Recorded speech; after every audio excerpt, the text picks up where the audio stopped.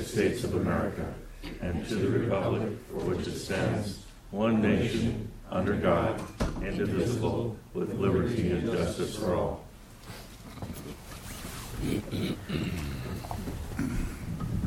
Okay, now, is there any board announcements?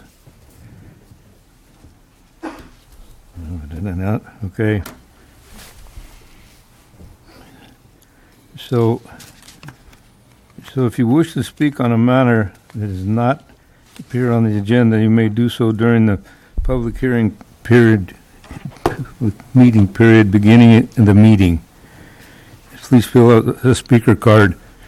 And the other thing with speaker cards, if you plan on speaking during the meeting to the subject, please put in a speaker card. So does anybody like to make public comment? Not on the agenda. Okay, move on. Consent agenda. We can move to accept it, or if there's no discussion on the consent agenda, I'll move approval. I second. all in favor? Aye. Aye. And Mr. Chair, if we could take it back to the board announcements, directors, and comments for a second here. I didn't see directors' comments in, but District 4 has been talking with, I've been talking to my supervisor, but also been talking with Julie, who is a new employee at the county. She's been helping with look up permits, basically. And we issued last year 53 new construction permits were issued in the county last year. 53. That's not 4,000 or 6,000 or some of the other bad, news that's been out there. It's only been 53. There's been 197 others, and later on in some other meeting we'll work on getting those down, but those are in the county, so it's barns and maybe industrial or other issues. So, but only 53 new constructions. Okay? Single. Yeah, single-family homes. Mm-hmm. In last year? Last year, January to December. Okay. Any other board announcements? Okay. So we got the consent agenda passed.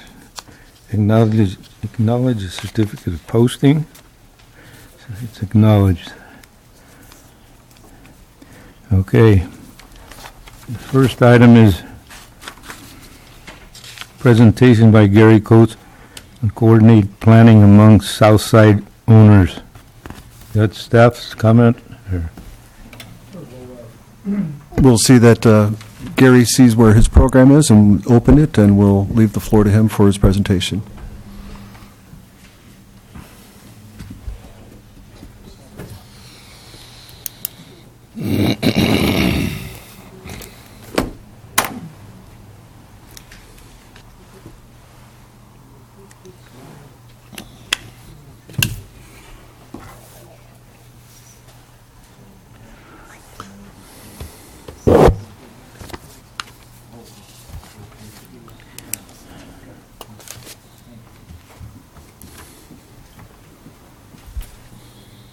Good evening, Mr. Chairman, members of the Commission.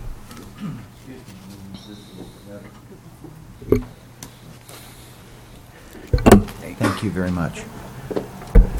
Good evening, Mr. Chairman, members of the Commission. Gary Coates here this evening on giving you a status and update report on the Southside Road MOU study that has been started out in the Southside Road area. The purpose of their study, when we started this entire approach, was to identify first the study boundary. Second, no additional environmental review for this type of a study because we're looking at doing an MOU, a Memorandum of Understanding.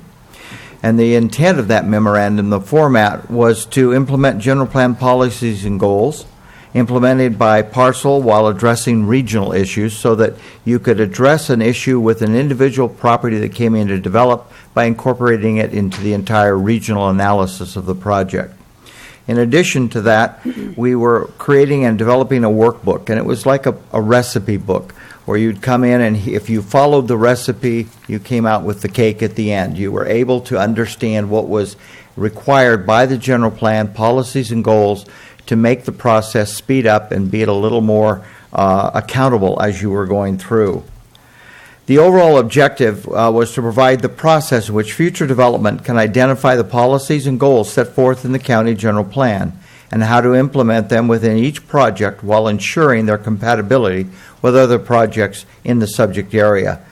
The Southside Road MOU was to ensure that a regional approach to coordinating public improvements, sewer, water, circulation, parks and recreation, school size, hiking trails are coordinated on an individual project basis and implemented on a regional scale.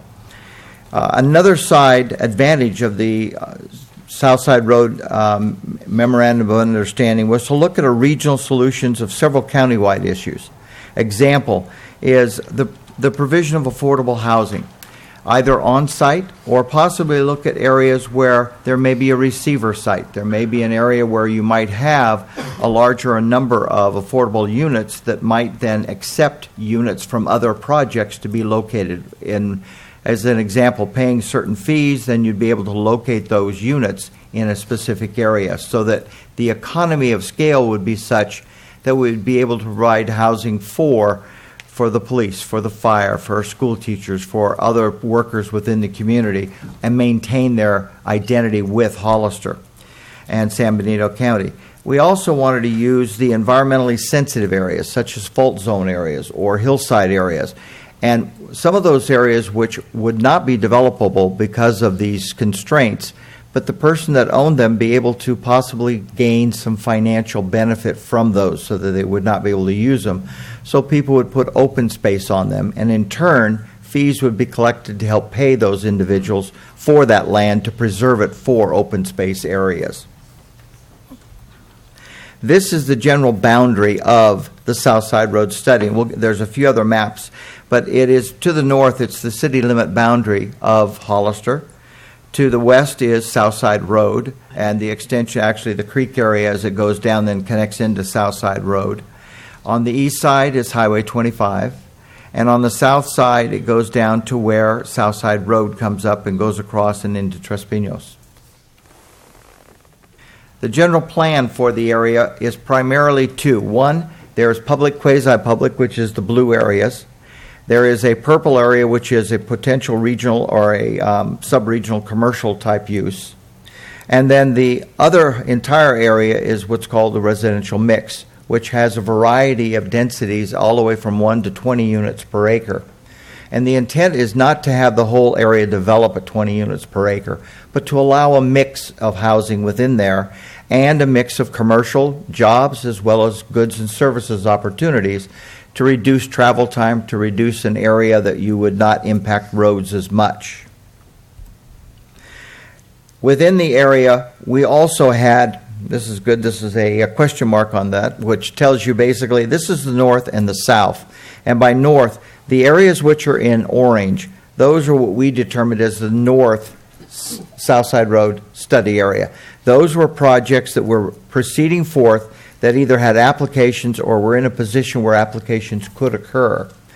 This area to the south, which is more in a purple or blue area, that is an area which would be looking at doing its own specific plan, a full document unto itself, instead of going in with the MOU. It would use the policies, but it would have to go through another step in going through the process. This gives you a public facilities and services, and you'll notice there are school sites, which are the little yellow with the flags, fire department areas, police stations, and the different areas. Again, you'll see north, which is in the yellow, and the blue shows that it is the southern area. I wanted to also bring to your attention that when we were starting this process about 8 months ago, almost 9 months ago, we were told to sit back and hold off and not proceed forth by the planning director at the time. And the purpose of that was because of some study that was being done with respect to LAFCO, and it was the extraterritorial jurisdiction agreements that were being looked at as the possibility of developing either in Sunny Slope, outside of Sunny Slope, connecting to the city of Hollister, whatever the case may be, those were being considered. Now, since then, the board has taken action to resolve that issue. The last gentleman that was director, Mr. Walgren, doing anything, so we're now getting back into it and asking some direction from the commission as to how you would like us to proceed. We also started to take the recreational, the trail areas, park areas, special interest areas, and those get incorporated within the plan itself, the MOU. So we're taking the policies which are part of the general plan and we're actually putting them into the MOU. And the intent of this is to create a matrix at the end of the process, which we will show you in this document, that each project will be able to be analyzed with respect to a policy and a goal in the general plan for conformance to ensure that what is being submitted is consistent with the adopted policies of the county. This is the planning and the bicycle facilities within the area. One of the things, as you remember, the commission, for those of you who were here at the time, was we wanted to make sure roads lined up. We wanted to make sure that sewer and water and service lines were adequate size to not just service one project, but to envision the development of the whole area so we weren't doing a piecemeal type project where you would put in a 3 or 5 inch line knowing you had to come back later and do an 8-inch line. So you'd look at doing an 8-inch line today with a reimbursement agreement to those folks that oversize the line to accommodate the development. Same thing with bicycle paths. We didn't want to create a bicycle lane that would go someplace and stop and then have to jog over to another area. So we wanted to master plan all of those. And those were in conjunction with the Parks Commission as well as with the adopted bicycle plan. This shows the circulation. And the circulation in the area, we're looking at what types of roads would be incorporated. As an example, in the area for the project area, Southside Road is shown as an arterial. Arterial basically being a 4-lane divided roadway or undivided as you go through.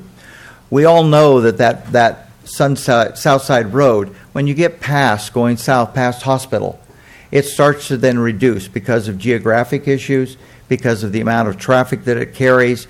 And in those areas, we still would like to see the dedication of the full roadway. So the county has the right to expand if you wished, but we're really looking to put in there more of a rural character road that's a 2-lane street. That's what we would like out there. We've had the traffic engineers look at it, and with respect to the development that occur out there, that 2-lane road would be able to accommodate the traffic that would be on that road. Until you got up to Hospital, and there is where the development started with the Brigantino project, the Deutscher project, the Lico project, etc. Those would then add a larger demand, which would then create that 4-lane road. So this would then go, this plan goes into looking at more detail each one of those improvements. This is a list of just the property owners that have been involved in the project. And I can tell you that all of the property owners that are listed here, we've all been within the project and have been very active members within the project until about 8 months ago, where everybody went on a hold until we got to this point as to where we need to go. As you all know, there's been a number of projects that have come up and been acted upon by the commission and by the board. And that was a policy that you stated as you went through, and that was we're not limiting people from proceeding through the process, but they do it at their own risk to go through the process. And that's what you've been doing, and it's been working actually quite effectively. In the study area, we went through, and this was a group of the individual property owners. We started looking at where do we want to start to envision different uses, more specificity to the general plan. As an example, on Union and on, Union and Southside, looking at more of a commercial. That's a heavy travel area. It's an area there were some fault lines, so it's an area that really is not suited well to residential, can be well suited to non-residential and be that commercial service type use. Then on the corner of Enterprise and Southside, we looked in there, there's a fault line in there of looking at possibly a park and ride, to having a regional connection so that all of a sudden we can start getting traffic to there stopping, going on to municipal transportation, and start to limit the amount of traffic that goes onto the roads 156, 25 as options. Then you look at other commercial areas. You have the area that is going into the Ridgemark, Fairview Road, Ridgemark Drive, Highway 25. That's consistent with the general plan, which was a commercial node. And then we look down south at a possible commercial node down in the area of the Alico, which is at the southern end. And that was really to capture starting to get travel that occurs down to the National Monument. And so we wanted to start looking at capturing some of those trips going down and provide services in that area. Out of all this came the matrix system. And this is what we've been looking at, is trying to see then how do we take each one of these projects, and you'll see them all listed on here. So when a person comes in, we can take each individual project and we can start to evaluate it against all the applicable general plans that are listed within the current general plan policies and goals. So what we do is we go through and evaluate each one, and you can see, I'm not going to read each one of them for you, but there are a lot of policies and goals that you've adopted in coordinating the development criteria for projects that come within the county. So the intent is to take this through, and where there are discrepancies in that calls out to the applicant whether they wish to try to be in total conformance. If they do not, then they come to the commission. The commission evaluates whether it is in conformance. Staff gives you a staff report, and you make the determination as an action item when you have it before you. We've implemented this on a couple different projects and had those projects changed because they wanted to comply. So we've been able to do that, and it started to work. It started to incorporate the policies and goals as we went through.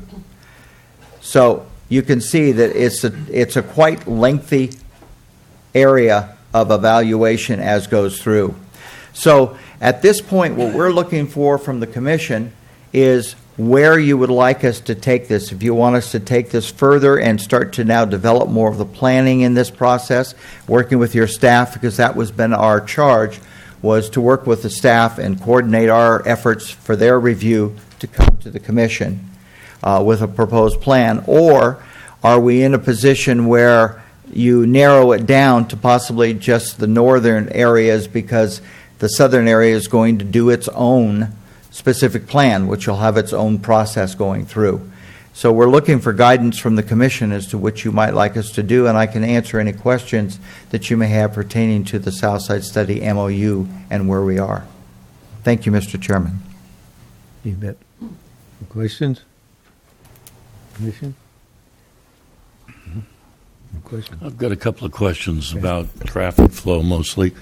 Are we taking into account the effect of the new 25? Basically, the widening of 156 will probably become our new traffic artery for commuters. That's a safer, wider way of getting around. And the effect it's going to have on the Union Road area, because that's a direct connector.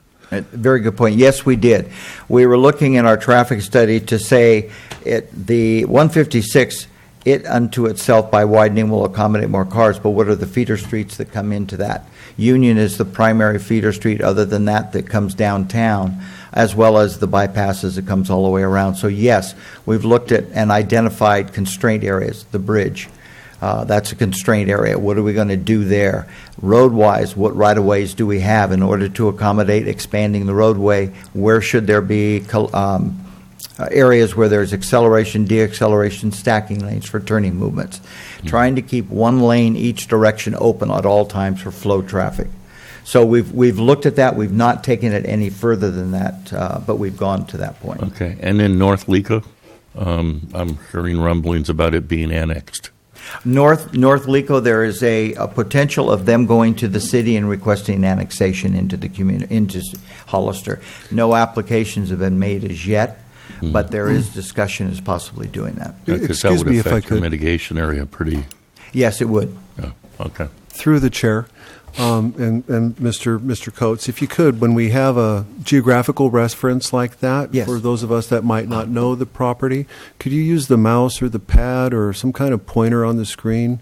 Sure. For what you're speaking If I can about? figure out how to do this. So what was the name of the property you It's just called mentioned? Lico North. It's bordered Right. by Union, Enterprise, right. and Southside. That's Lico North right there. Union is right here. Southside, Enterprise comes across and out here. So this is Lico North here. This is Lico South right here. Presently, that's Orchard, is that correct? It's no longer Orchard. The orchards were pulled about 8 months ago, I think it was, and now it's open field area. Through the chair, I certainly wish for you to speak and have your questions, but I have a few that I'd like to field once you've Other spoken. questions in the commission? Well, I think I'd like to hear staff first, and then. Okay. So, thank you. You've been in process and speaking with these property owners for, I guess, several years, and you've had several administrative changes at the RMA that might have reflected different direction. So pardon my naivety in asking for questions, but I needed your presentation today just as much as I felt that the commission and the community. So not trying to skewer this or anything, but two questions is how many new employment opportunities are envisioned in this area? Now, I know residential mix is, RM zone is primarily, well, residential mix, but yet you can accessorize that with neighborhood serving type commercial uses, not necessarily full-fledged employers, but so I just wanted to ask what your thoughts with your property owners on how many new employment opportunities might be had here, as well as calculating out how many potential new homes, new residents. What are some of those macro numbers? Okay.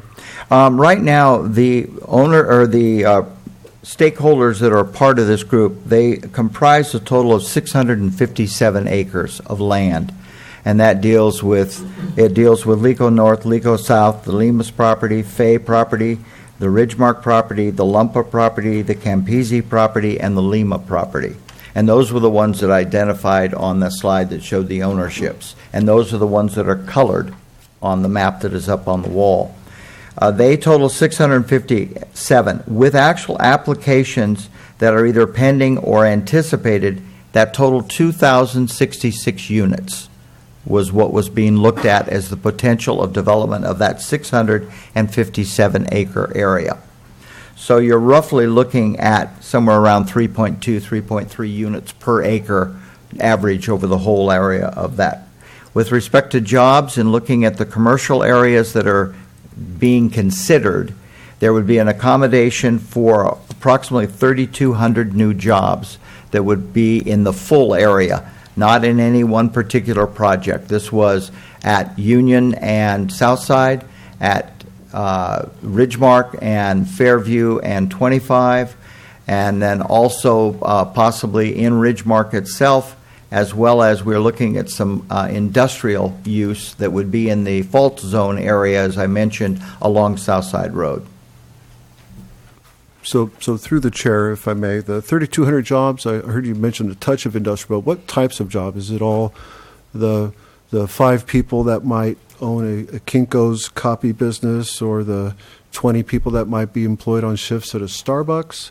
Or do we have manufacturing or something where people are earning salary type wages? Most of the jobs are service industry type jobs, not as many manufacturing. Just in support of the residential. Correct, in support of the residential. It was an intent to try to meet the needs of residential by dispersing traffic assignments so that people didn't have to go all the way into town to get things. They could buy local convenience good items, service good items closer into their home to reduce trip traffic. Is there a standard formula to develop those numbers? They actually came from a generation of square footage that would be allowed within a certain acreage and how many people per square footage. And the people per square footage, what we did is we utilized the parking code requirements from the city, back those into how many people then could be employed by shift. And so it is an estimate. I don't mean to imply that that is the fixed number, but that's the estimate. It ran from approximately 2,200 on up to 4,200, depending on what shifts and how it was all done. Question? Yeah, it's really time for your questions, but I'm just wondering, so mostly this is a macro, conversion of open spaces to residential, of which the general plan has anticipated residential mixed. But even just recently working at the RMA, I'm starting to feel that even some of the Silicon Valley businesses the rents are getting more expensive in Gilroy and others, and they're looking for business and manufacturing addresses even in San Benito County. Mm-hmm. And this is kind of a specific plan you're developing, but yet it's not to be called a specific plan. Do you anticipate requesting any land use changes, such as having colors on the map larger that would serve more than just neighborhood things, but maybe even become employment centers or Amazon distribution centers or something like that, where people don't have to leave the county for employment to afford a house that lives here? One of the things that we looked at was within the residential mix. As you know, there are a variety of uses which are allowed within that mix. It's a very broad-based mix. You can go industrial, you can go job creation, you can go commercial, you can go apartments up to 20 units, you can go mobile home park. All of these different uses are ones that are called out as permitted uses with the appropriate approvals within that zoning designation. We did not go to start proposing where specific businesses would be located. We located commercial and services which required vehicular access to where those should be. One of the problems we ran into with industrial is the city of Hollister is looking to try to focus those industrial uses up near the airport, north of the town. And so when we start putting them down south, we start to then create what they were concerned that would be a competition for up north. So we did not go into locating where the industrial is. It's something that we could look at, but we did not. We were not charged with that. Mr. Chair. Good. Gary, how far did you go into checking on streets lining up and those kind of issues? I mean, I think that was what I envisioned as the initial charge of this. We did an initial study on arterials and neighborhood collector street connections. And we found where those should go, and we focused, to be very honest, on the northern section because that was where the primary activity from hospital on up to the city, where it should go there. Where should Enterprise be around and connected to Union? Where should that occur? How should that alignment be done? What should be the width of those streets? And we did do that. We have those as preliminary alignments. We have not put them on a map because we got, frankly, stopped at one point and we didn't go further. But yes, we have looked at those. I can tell you that we did line up streets on two of the projects that came in. One was Fay. The Fay project was Todd Deutscher. We changed the alignments to line up with hospital and a couple other things, which they did. So we lined those up. There's connections on Lico North with the adjacent residential development that occurs on Enterprise. We proposed an alignment there so that can continue through. So we've gone ahead and we've done those recommendations as a part of the matrix and given those to the individuals. Okay, thank you. You're welcome. Anybody else? Okay, so you had mentioned the North Lico. You're talking about, what is that, Quail Ridge Road or something that's stubbed out and that continuing on? Right. Yes. Right. Okay. Yes. Just for the clarification, the group is just an independent group that got together to address these necessary elements to go forward with development. a little bit they were kind of pushed into putting that together. What ended up happening is at one point one of the directors of the RMA came through and basically wanted to look at this area because of the pressure that was putting on and doing a specific plan over the whole area. That itself would have taken a number of years, another full environmental document, and literally hundreds of thousands of dollars after the general plan had already been adopted. So the commission and the board, we came to both bodies and requested, what if we do an MOU which looks at all of these issues, but looks at them in a format that doesn't require the specificity that a specific plan would require. And that was what the commission and the board endorsed. And they also required that projects that were in process could continue, but they did at their own risk, that should something come out of the study that affected, it may have to go back and amend those projects. So everyone lined up with that. All of the people got on board, the property owners, and have supported the cost of preparing that study. And to answer that too, as I was on chair at the time, and I believe this came out of the ad hoc that we had pushed into basically getting together and looking in that area. So basically, he's under the direction of the commission itself. This is something that grew from the planning commission, and it was about, like, we figured if we took development out of the hands of government, give it to all the developers, they might be able to do a quicker, faster, better deal. And we're seeing if it's going to work, and it's still kind of in process. So. Right. We would have, frankly, been done about 8 months ago had things not occurred as they occurred and where we were. So the owners, the stakeholders that were in our group were very, very interested and were supportive. Plus, we also had Ray and Dan were our two members from the commission, were on a subcommittee that helped us and were at a number of our meetings to assist us going through the process. How's it financed? It was all paid for by the property owners. Kind of an assessment thing on the volume of land they had, or? It was a percentage of land that they had as to how much they would pay for the full cost of the study. Okay. Any other questions, Commission? Comments?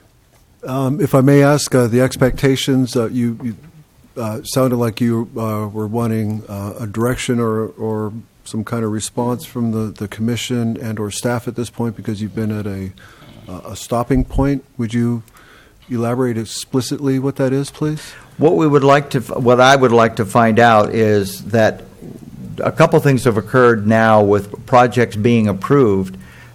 There is not, as shall we say, some of the members may not wish to go ahead and be involved because their projects are approved or not doing forth, whatever the case may be.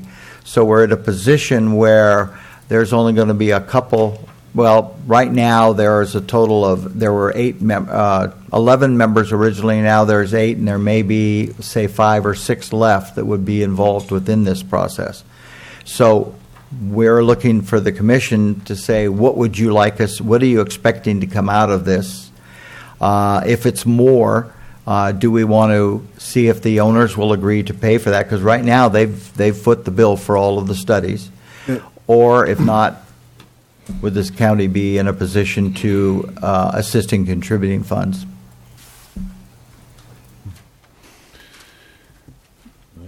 Next question? Yeah. Gary, I guess what I foresee happening is that there'll be a report that maybe you can turn over to our staff to look at with, like the streets lining up, where the school site should be, your, I guess, final report to this point. Right. And then our staff can look at it, and then they can come back to the Planning Commission, I think is the best way, is how I think is the best way to handle it. And we can Yeah. do that. Thank you. I think that's a fabulous suggestion, because one of the thoughts I had as I was seeing one of your matrices up there, and if I understood, is where we have 12 property owners across the top, roughly, of which you're saying 3 major players have now progressed, so they're not driving your application. But with the general plan policies, it sounded like may not be able to hit every general plan policy per property, but in a collective manner, you you're planning on enough park space. Correct. On a collective manner, enough Affordable road, housing. right-of-way, water width. Right. And so the irony of that would be is if any one of those individual properties came forward on its own, it would be without that context, and it would be rather inconsistent with the general plan. So, unless it really is a specific plan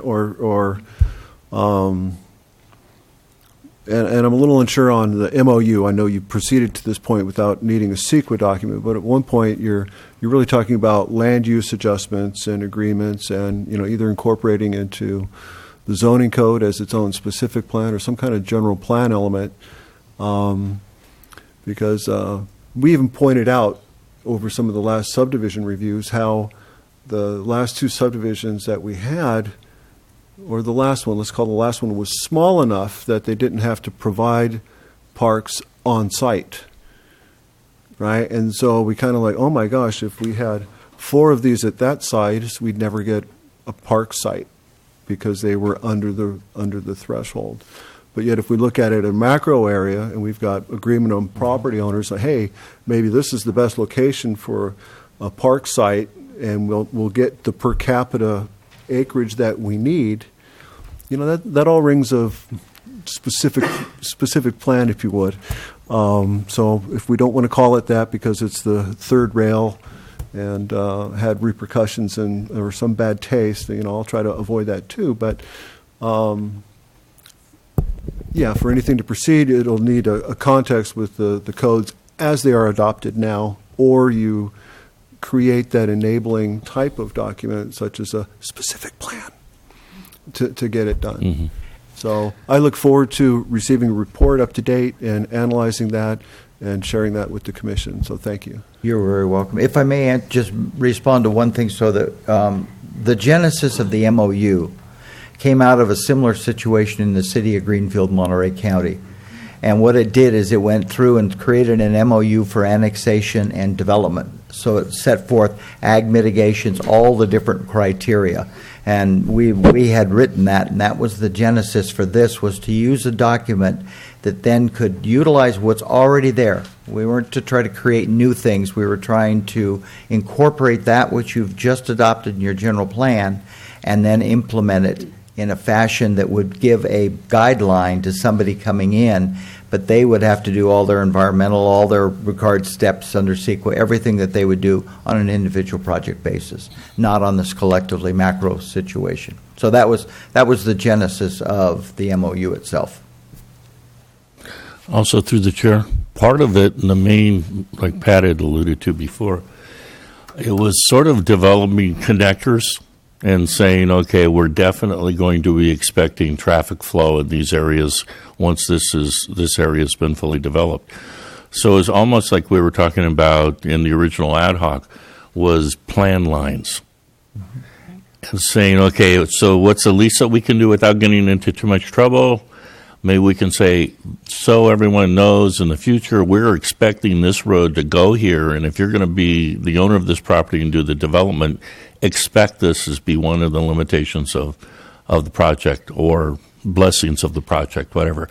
So, but we never got to the point where can we actually lay down plan lines without doing environmental impacts or any CEQA or anything else like that. These are simply plan lines that we see as good connectors for the future.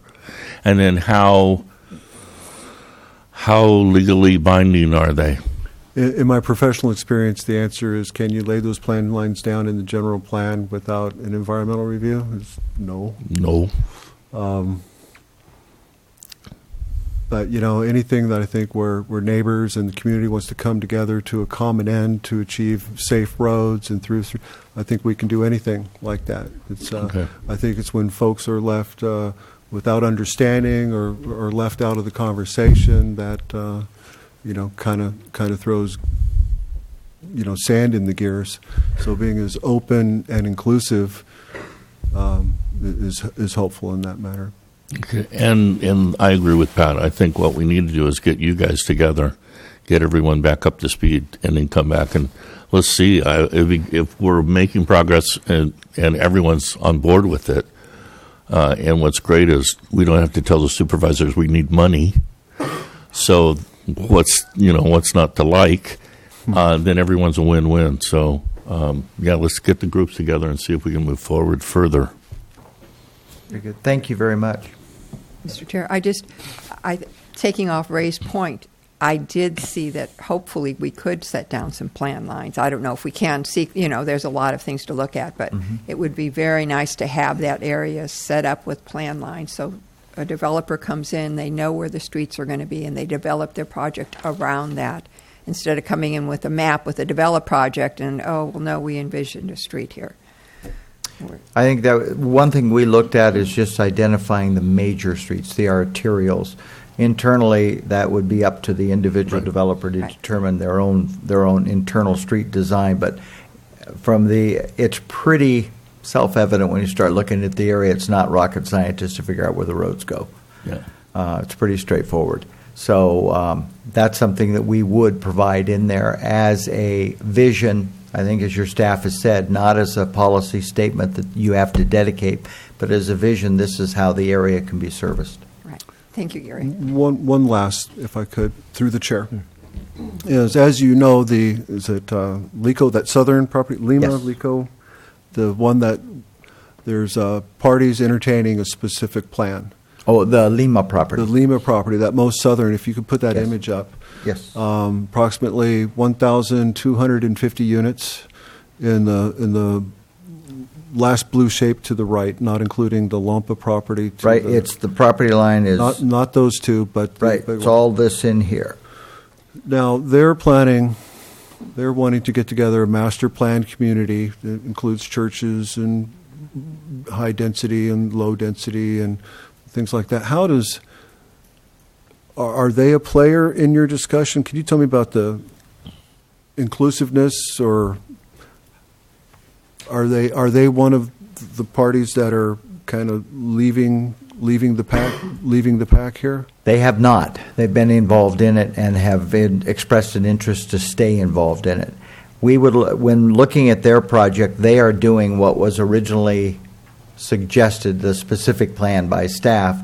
So our position was to give them the broad base objectives as set forth in the general plan, and any major connectors that were coming in, that they can then take those points, service off those points, be they water, sewer, and access roadway, police, and fire for the whole regional area. But then internally, they would create their own specific plan incorporating those elements.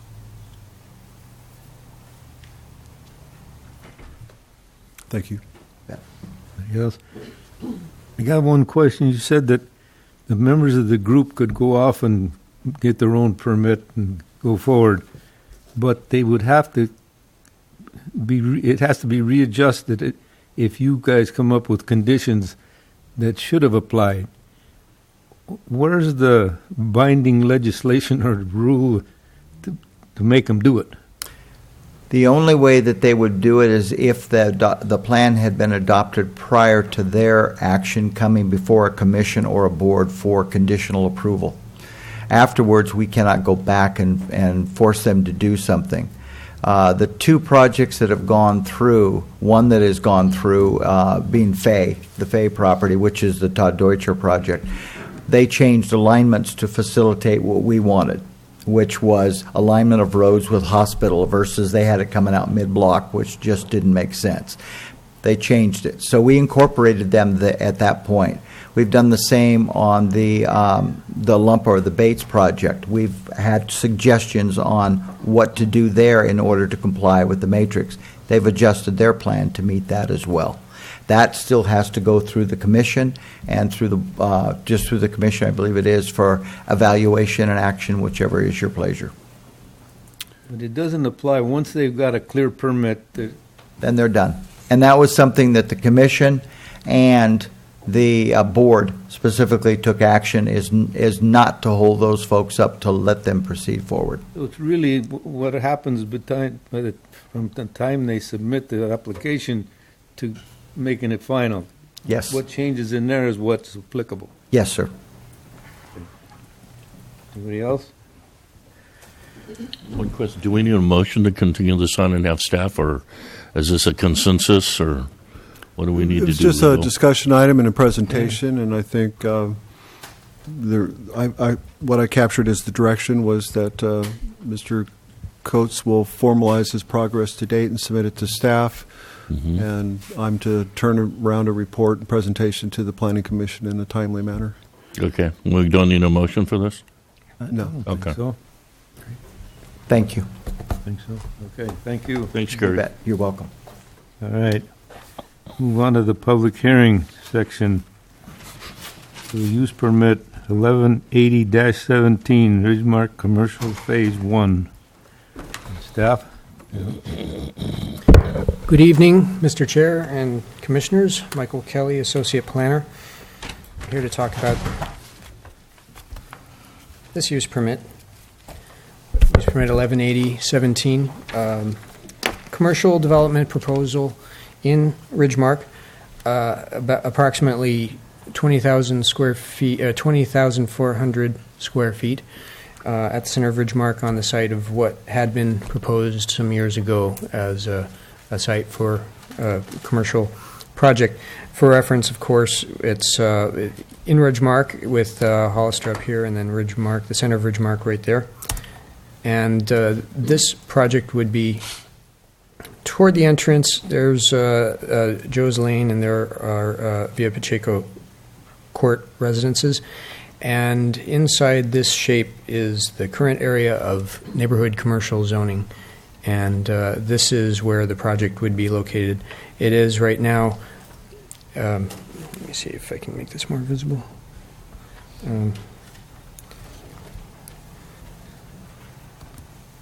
The tennis courts that are not in such great shape for the purpose of tennis right now. And the parking lot over here, and the sales office here, the house that's sales office. And this is where the project would be proposed. This is how the project looked in 2010 when it was proposed back at that point in time. And it was a rather different layout. It had a single building all pushed right up close to the property line and the residences to the south, with all the parking up to the north and the office remaining up here. The proposal as it is now would change that. It would be just slightly larger, 5% larger, 20,000 or so instead of 19,000 or so. And it would be separated into multiple, separated into multiple buildings, 1, 2, 3, 4, as noted in the report here. Instead of having the building placed there, there would be space there. Part of it is parking lot instead of the building there. And this is how part of it has been proposed. This is kind of the architectural theme, and the colors that were included in the drawing, which there's mention in the conditions, draft conditions of approval, that colors could be will accept. This is one possibility, but the colors could be further determined later. Just to take a walk through the site, just a view here looking across Ridgemark Drive toward the parking lot and the tennis courts as they are right now. Again, just another view with the residences over there and the sales office over here. And the tennis courts, kind of weedy right now with the parking lot up just a little step in the distance. And the residences of Via Pacheco Court looking over the tennis court again with the residences, and the court again, just another view. The office, that would not be remaining. It would be replaced by this development as proposed. And a view of Joe's Lane, this is looking to the north. Oops, hold on. Looking to the north with the residences on Joe's Lane over there, with the grassy area in between the project site. This is the edge of the project site right here. This is a rendering, an aerial rendering of how the project would look and I need to stress that it is only where the arrows are pointed. These 1, 2, 3, 4 again. Ridgemark Drive would be over here, and the gate is, as it's presently located, is over here. I should point out, this leads me to point out that these 4 are all that is proposed by this application. There is a separate application that we have right now that is, it proposes other possibilities, but it is not right now anywhere near decision or being presented to you. It's just an idea right now. And nothing about this development. This development, as proposed tonight, is its own development and doesn't really enable any further development. It doesn't depend on any other development, or other development does not depend on it per se. It is its own proposal. And this image was in the staff report. As I said, this is the area of commercial zoning, 2.43 acres, and all the development would take place there. Again, the 2.43 acres as it was established in 2010. And just I want to point out there's an outline of that, and all the buildings would, and the parking would fit inside that area of zoning as it's currently drawn, right there along Ridgemark Drive. I'll also point out that I've passed out 2 items that should be sitting there in front of you. I don't want to make too much in last-minute changes, but a lot of this is more specificity about what was already in there and a little bit of addition in addition to that. If you look at the resolution, the draft resolution, there are some additional conditions of approval beyond what was in the staff report, and they address the possibility of dust from just ongoing activity there, reduction of noise during construction, requirement to follow the soil engineering report, which pretty much would have been a requirement anyways, building code, but there need to be said in the conditions of approval. Keeping the waste receptacles away from the residences to the south.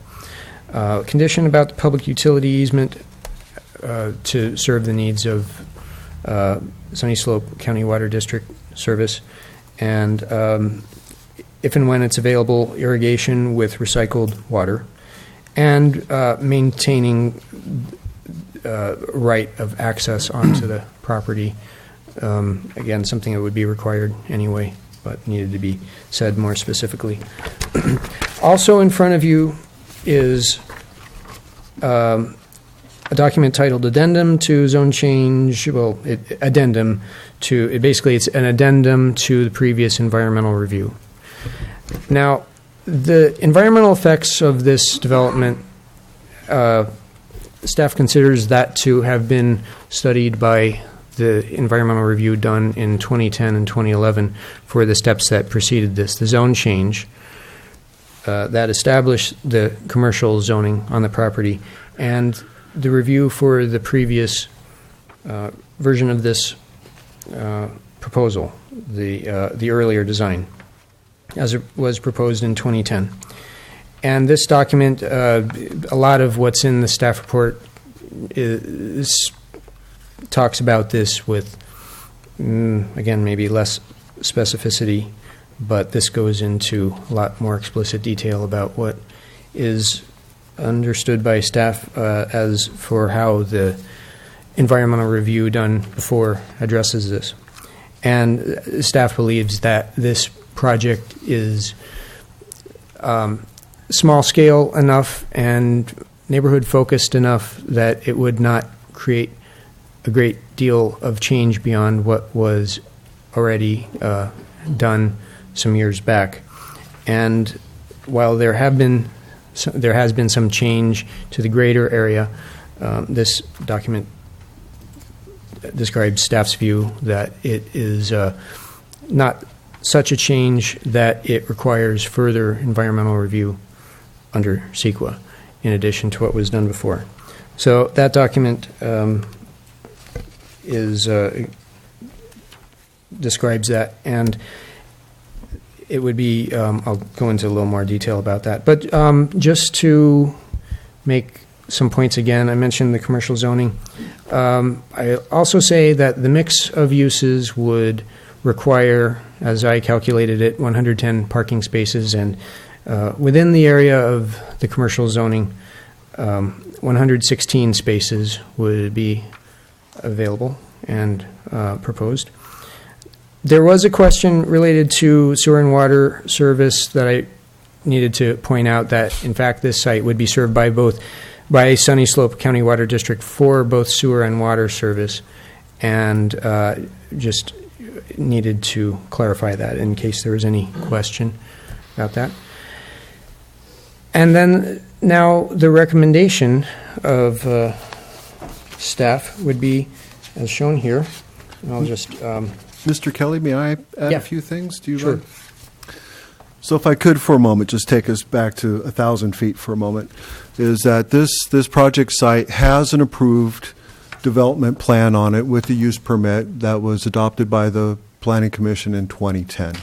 And it was that former configuration with the building pressed up to the neighbors to the south.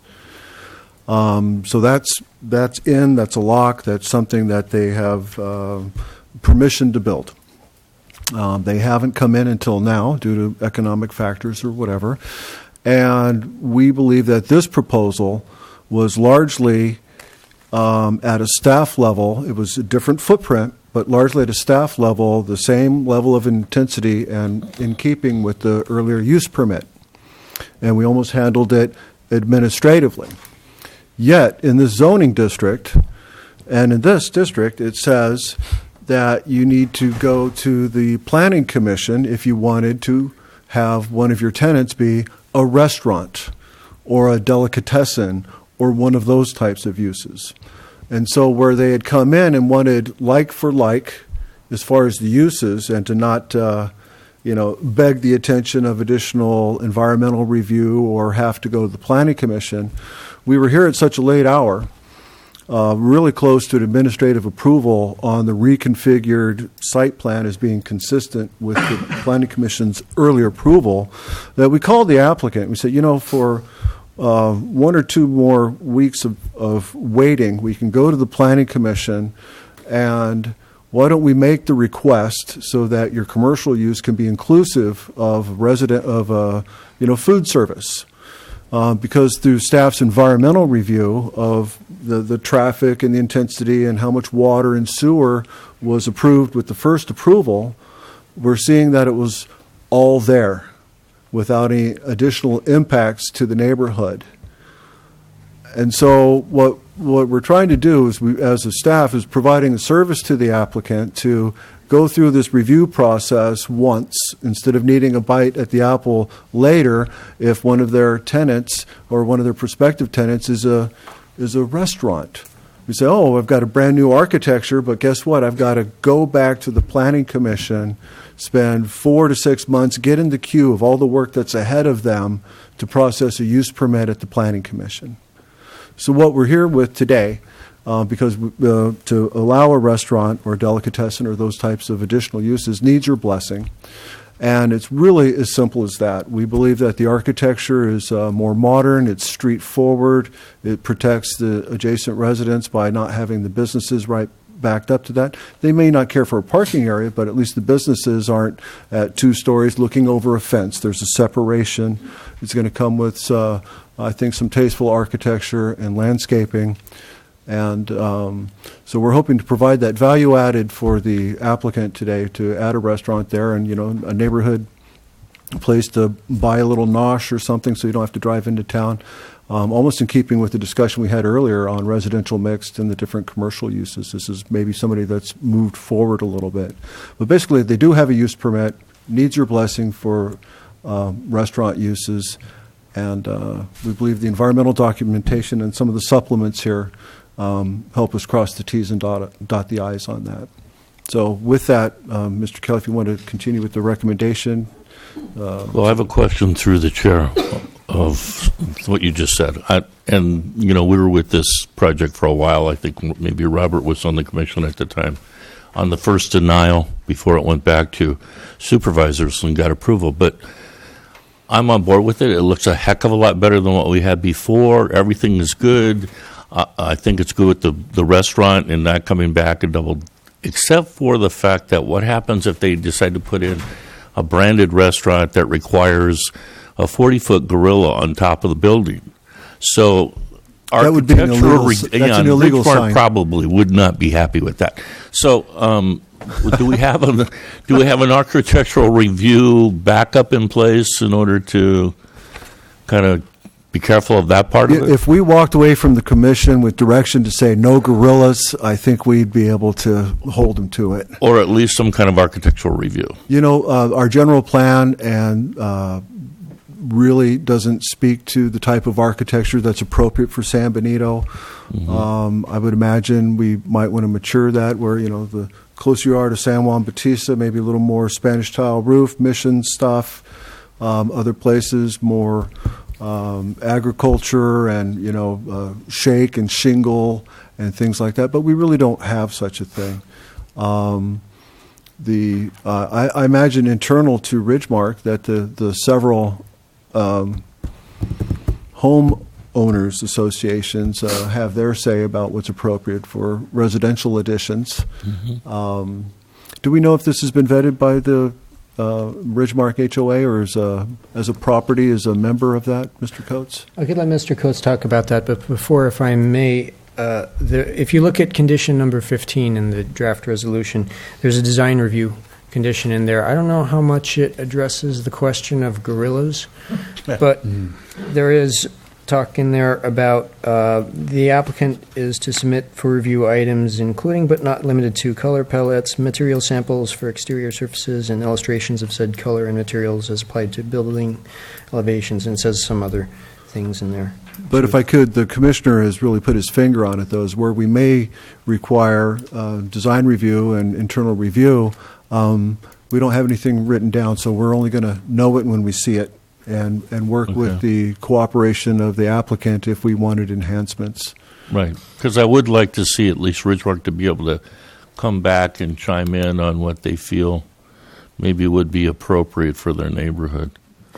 And since we're on this architectural part of it, I look at this and I look at Ridgemark, and to me it looks like a nice architectural design, but Ridgemark is a unique community, and I'm thinking it could blend into the residential environment, especially up against Villa Pacheco's architecture.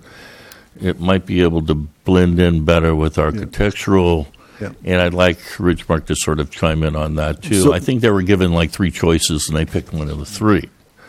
But if we have something outside of that, and they could, weigh in on that, that would be good as well. Through the chair, if I may address that, we want to be sure that we're not giving away or delegating the responsibility of the commission and staff to do a review under the current rule sets and grant an approval.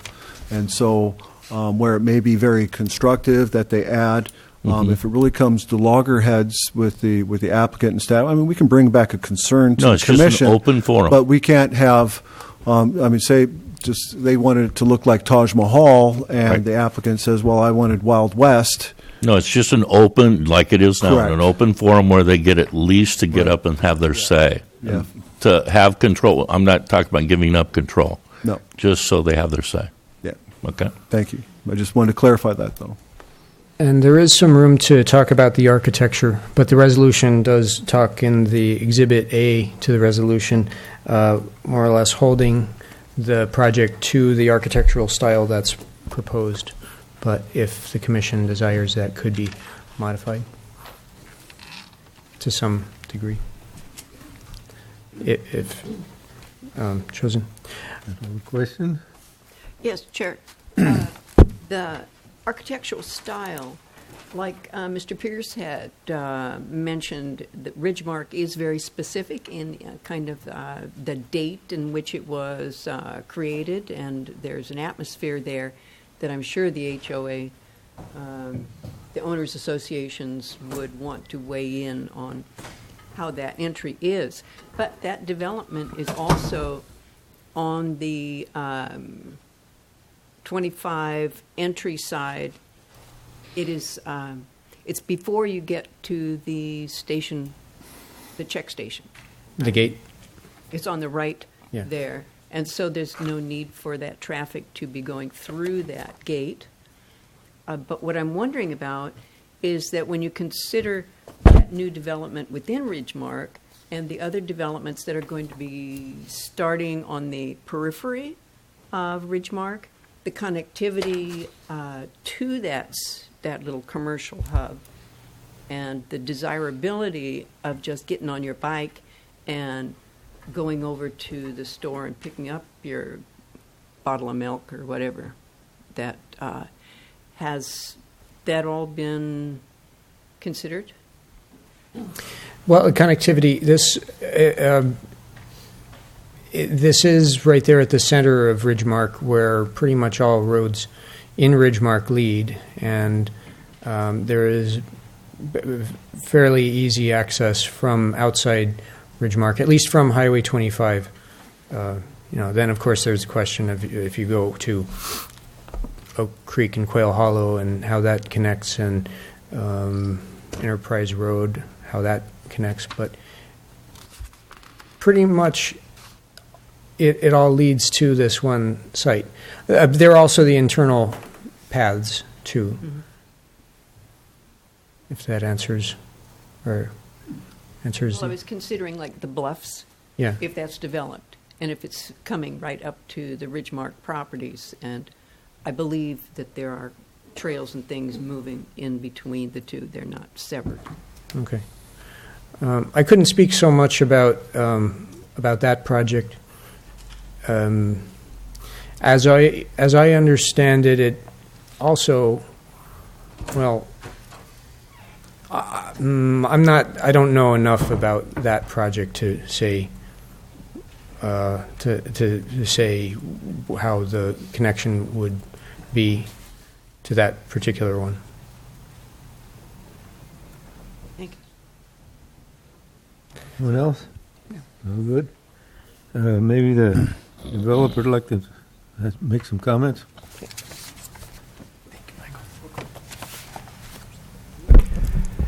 Good evening, Mr. Chairman. Gary Coates here on behalf of the Ridgemark Development Proposal. I think your staff's done a very, very good job in kind of explaining the background. One of the goals that we've had in this project was to come in and improve the design and the acceptability of the entrance into Ridgemark. The first thing you come in was before seeing a parking lot. We did not want to do that. We wanted to create some landscaping, some building to make it really seem like a village concept coming in. We also wanted to be able to have that type of a commercial area that would attract other areas around there to be able to come in. Because of that, we will be improving Ridgemark Drive from Airline Highway into the project area and past the gate, widening it so that we don't impact the residents with more additional traffic that cannot be accommodated. That's part of the proposal. All the area outside of the gate is not governed by Ridgemark Homeowner Association. It is actually independent. No approvals are needed or whatever. However, we're neighbors, so we have appeared a couple different times before the association and presented our plan. I would let the folks from the association discuss their comments, but we've at least been receiving positive comments back from them that this is an improvement over what was there, especially from the homes that were pushed up right with this building next to it. The tennis courts that were there, as you all know, probably there's a whole new tennis center now, and those courts got moved from there over to the tennis. So we're not eliminating a recreational use. It's already been moved to a newer facility on the other side. The conditions we've read, we've gone over those with your staff. We have no issues with them. We're accepting to them. We're happy to work with your staff with respect to colors, architectural, to sit down and work through those processes. Happy to do that. We were also asked about the access. And we do have a letter from the Ridgemark Homes Association basically stating that the area outside of the gate is not covered by their association of granting easements. We have access to that. So we have that with us here this evening. And other than that, I'm here to answer questions, Mr. Chairman, that anybody might have. Mr. Chair, could I ask? Gary, you said you were going to widen the entrance. What actually are you going to be doing? Adding another lane coming in off of Ridgemark, coming all the way up to Marks Drive, past the gate to Marks Drive. Thank you. I don't know if we have a picture of that, to be honest. Let's see. Let's see if I can get this. Basically, this is Joe's Lane right here. It would be off the screen, obviously, but it would be along this frontage down to Marks, that we would be adding another lane along in here and improving this roadway. Access to this, the gatehouse being right here, access to it, to the site is up in here, so that no one goes through the gate to enter the commercial area, and there is no access out here either, so that the Ridgemark itself will not be open to access other than through the gate-controlled situation.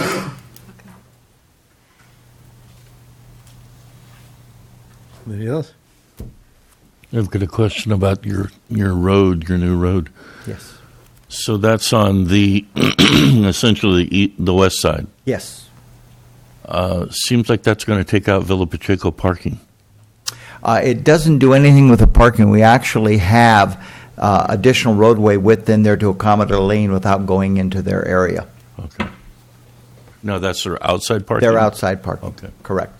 Yeah, we're not eliminating any outside parking other than the old parking lot that was there and replacing with 116 versus the 110. Okay. And then since I've still got the floor, how about, do we have, I didn't see in our packet, that letter of access? Do we have copies of that for everyone? I have the one copy here that I can provide. We get it to staff and get a Or copy staff. to everyone?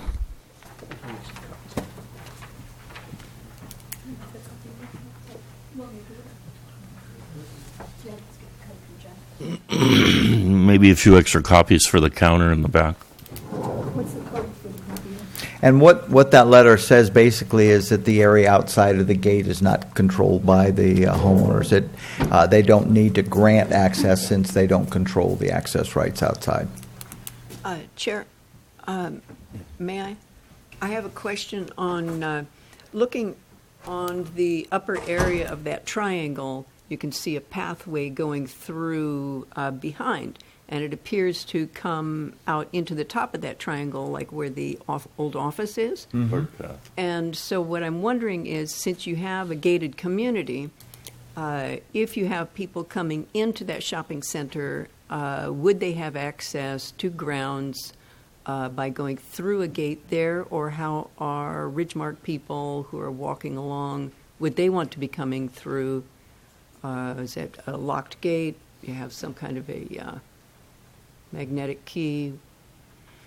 We, yeah, at this point, we have not proposed a perimeter fencing prohibiting that situation. We could do that. The goal would be similar to the golf course. There are no gates or fences throughout there. So we would propose to keep that same situation. If it became a problem, we could fence it. We've tried to stay away from doing that, to be honest, for the look that it gives to the area. The other thing is that you had asked a question before about the connectivity. Thank you.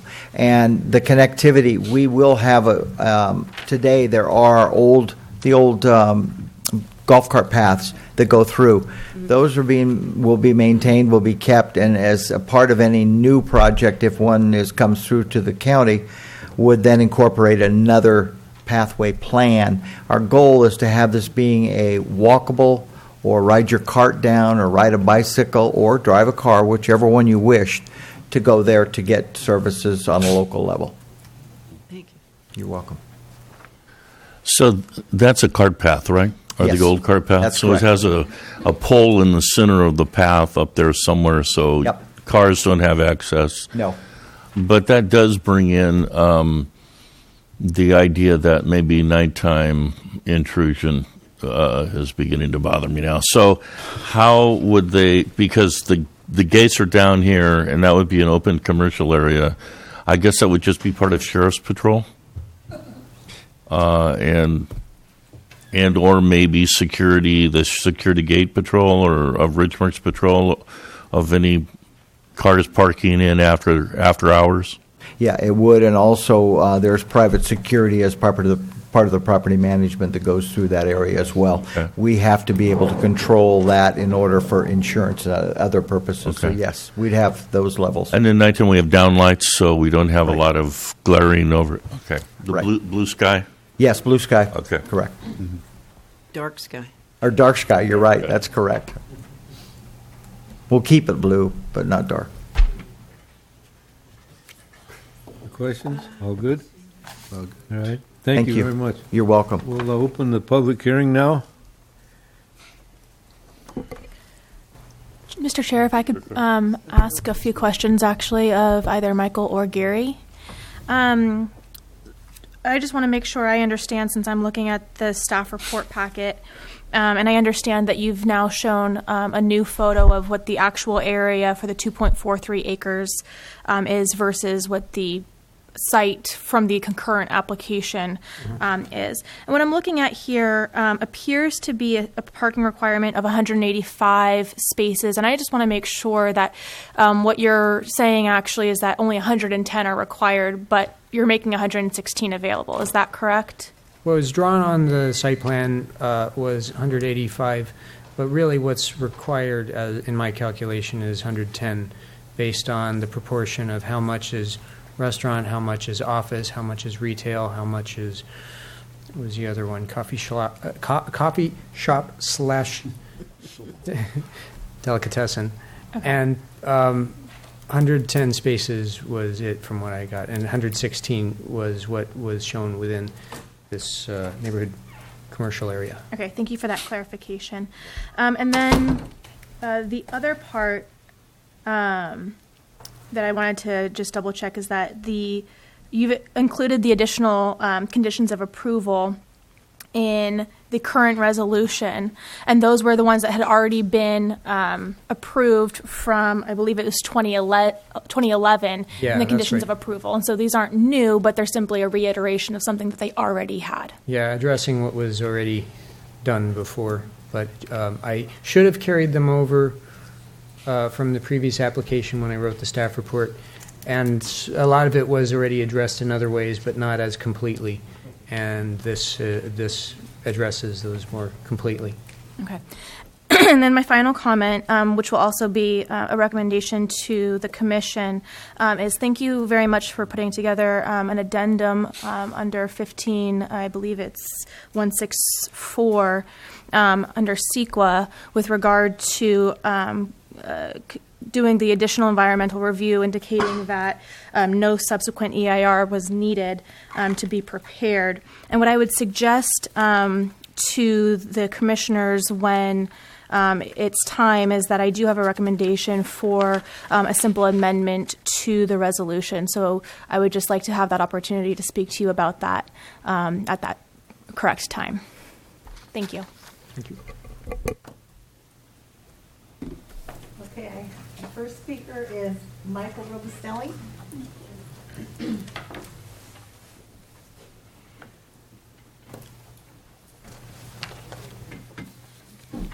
Yes, I want to thank the board for giving me a chance to communicate my thoughts to you.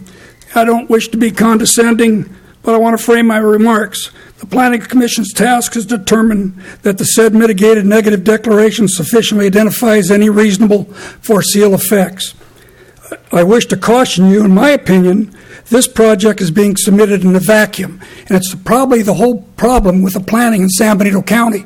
This thing was approved in 2010 without any consideration for the Wind project, which is 190 homes coming on, the Bluffs project, which you're looking at tonight, and 110 parking spots, without the staff report suggesting any traffic problems, additional traffic problems whatsoever. At the bottom of page 4 in the staff report, it says, oh, yeah, we did a study, it's imperceptible, but not much is going to change. Well, you know, a lot has changed since 1910. And, you know, and also in the staff report on page 6, it shows you a map to stop short of the proposed roundabout, which is part of the fine hotel that they're going to put in. So what you have now is proposed eventually, and it all comes piecemeal, and you guys approve stuff, and then all of a sudden it just hits the thing. But you have all these cars that are going to go down that street, and you've got people making left-hand turns into the parking area, and then they're going to have to make left-hand turns coming out of the shopping center with people trying to flow in and flow out.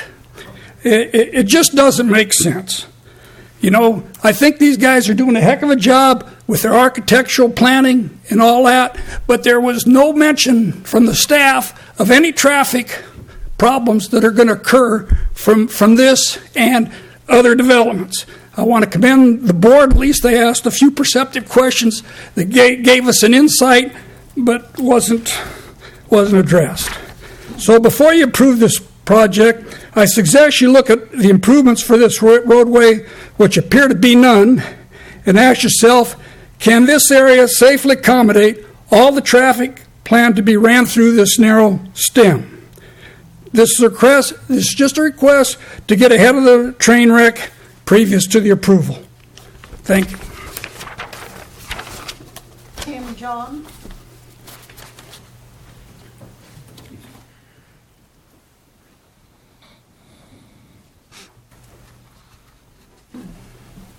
Yes, I'm Tim Johns, and I live in Ridgemark.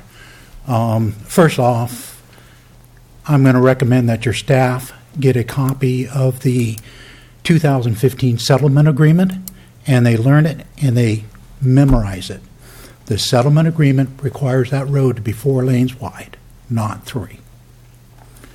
Second, to answer the commissioner's question down there, there is no connectivity. Ridgemark is private property. The roads are private property. So when you talk about Quail Hollow, or you talk about the Bluff Addition or anything else, if it's not part of Ridgemark, it has no access other than Ridgemark Road from 25. Last, I'm going to ask you to cancel this, what do I call it, permit on 2 reasons.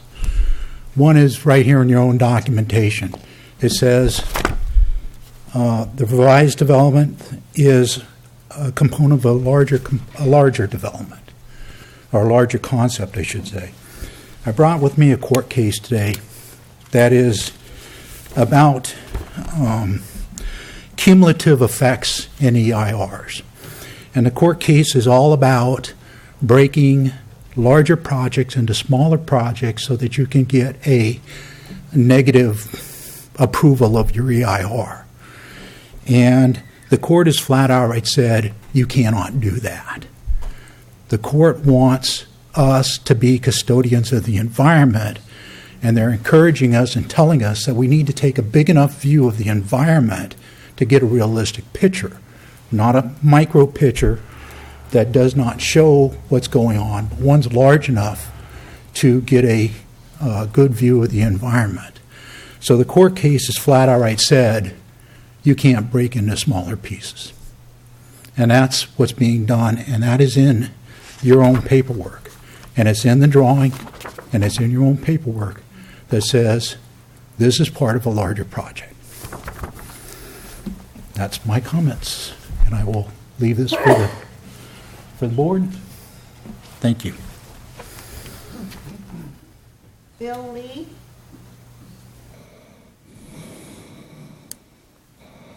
My comments are on the next project. You have number 2 on here. I'm sorry, I think I had the wrong number. I'm 3. on the dividend homes, Fairview Corners. Mel Tungate.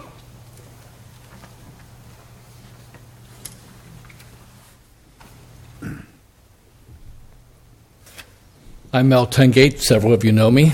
Good to make old acquaintances new again. I have several comments. I live in Ridgemark. I also helped draft the settlement agreement, which Mr. Johns alluded to. Mr. Johns in that area was 100% correct. The Ridgemark Homes Association owns the roads. The letter that Mr. Coates asked at 4 o'clock today to be written will be rewritten. The author of it is here because it's incorrect. The Ridgemark Homes Association owns the roads. As Mr. Pierce will remember, and he alluded to it, the project was not approved by the your zoning commission. The Board of Supervisors approved it with one more proviso that wasn't in the staff's report, and I think it should have been added, is that Ridgemark's Home Association give access to the roads, be an agreement. That's what the settlement agreement was about, is access to the roads for the commercial as well as any future homes development. That settlement agreement calls for certain things. 4 lanes all the way from Donald, Mr. Coates. Donald Road, it's less money, it's less distance, from Donald Road to Highway 25. We want to see the plans for that. So far, they've done a very good job of showing us when they get to that level. It should be 4 lanes all the way, because the other comment, the traffic is going to be a problem. So that's why we want 4 lanes. That also requires, as Mr. Coates alluded to, redoing the guard shack. We also asked Mr. Wynn, and Mr. Coates wasn't part of that agreement, to move it exactly like he's moved it. And if so, we would stand in front of you and say, we want it moved to orientation, just like they've done it. So we really appreciate that change to get away from Via Pacheco. So we stand in complete approval of that part of it. The other part is we've been very cooperative with Mr. Wynn and with this commercial what we've done so far. Before any homes are developed, we have to have a vote of the membership and approval. However, this commercial, the existing commercial, this 19,000 or now 20,000 square feet, as part of the settlement agreement, is we will stand in front of you and say, as long as the settlement agreement is adhered to, we love what he's done, because he gets all the noise and all the problems away from Via Pacheco. If you have any questions, I'll gladly answer them. I'm a member of the board. I'm not speaking for the board. The vice president is here. He can speak if he wants to make any corrections. He's also the author of the letter that Mr. Coates he'll redo and get to you very quickly. No. Okay, thank you for your time. I have no other speaker cards.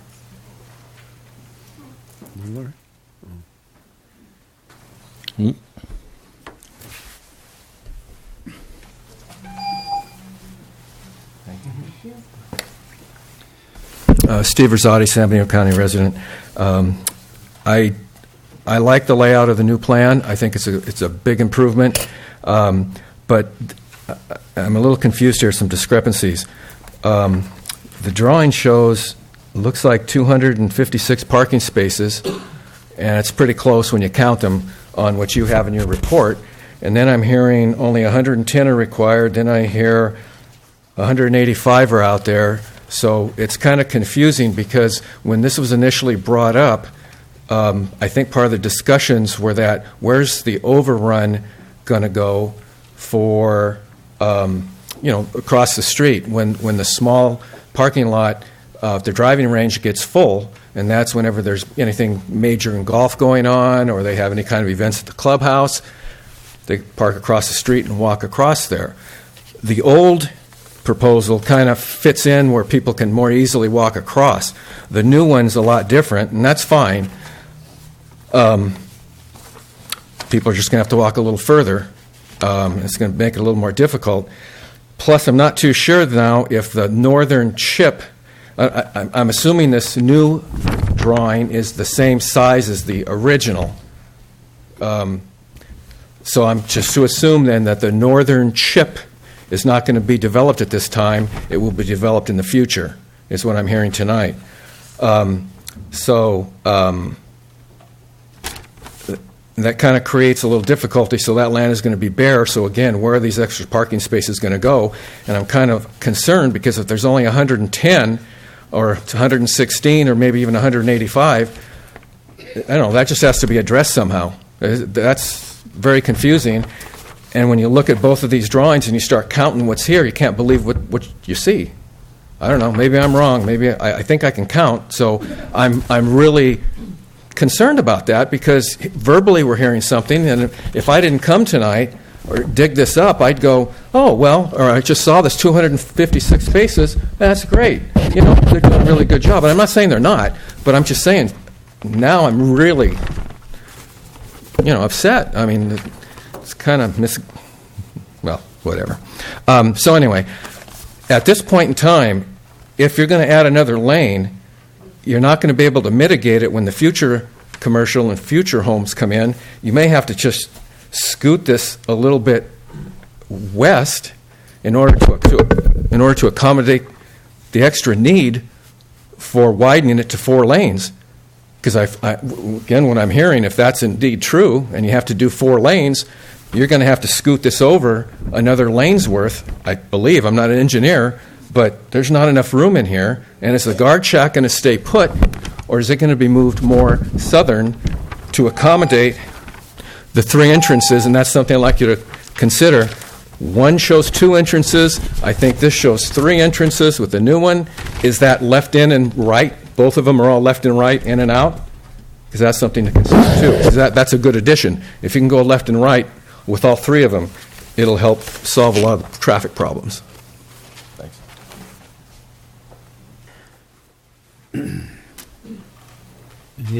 Anybody else would like to speak to the project? Mr. Chairman, if I might answer a couple of the questions, if that would be appropriate. I understand the confusion. The confusion being the 256, that deals with, and is there the picture of the whole? Yeah, just go back. Oh, here, this actually will do fine. Okay. The 256 parking spaces allows for this to be developed and that to be developed.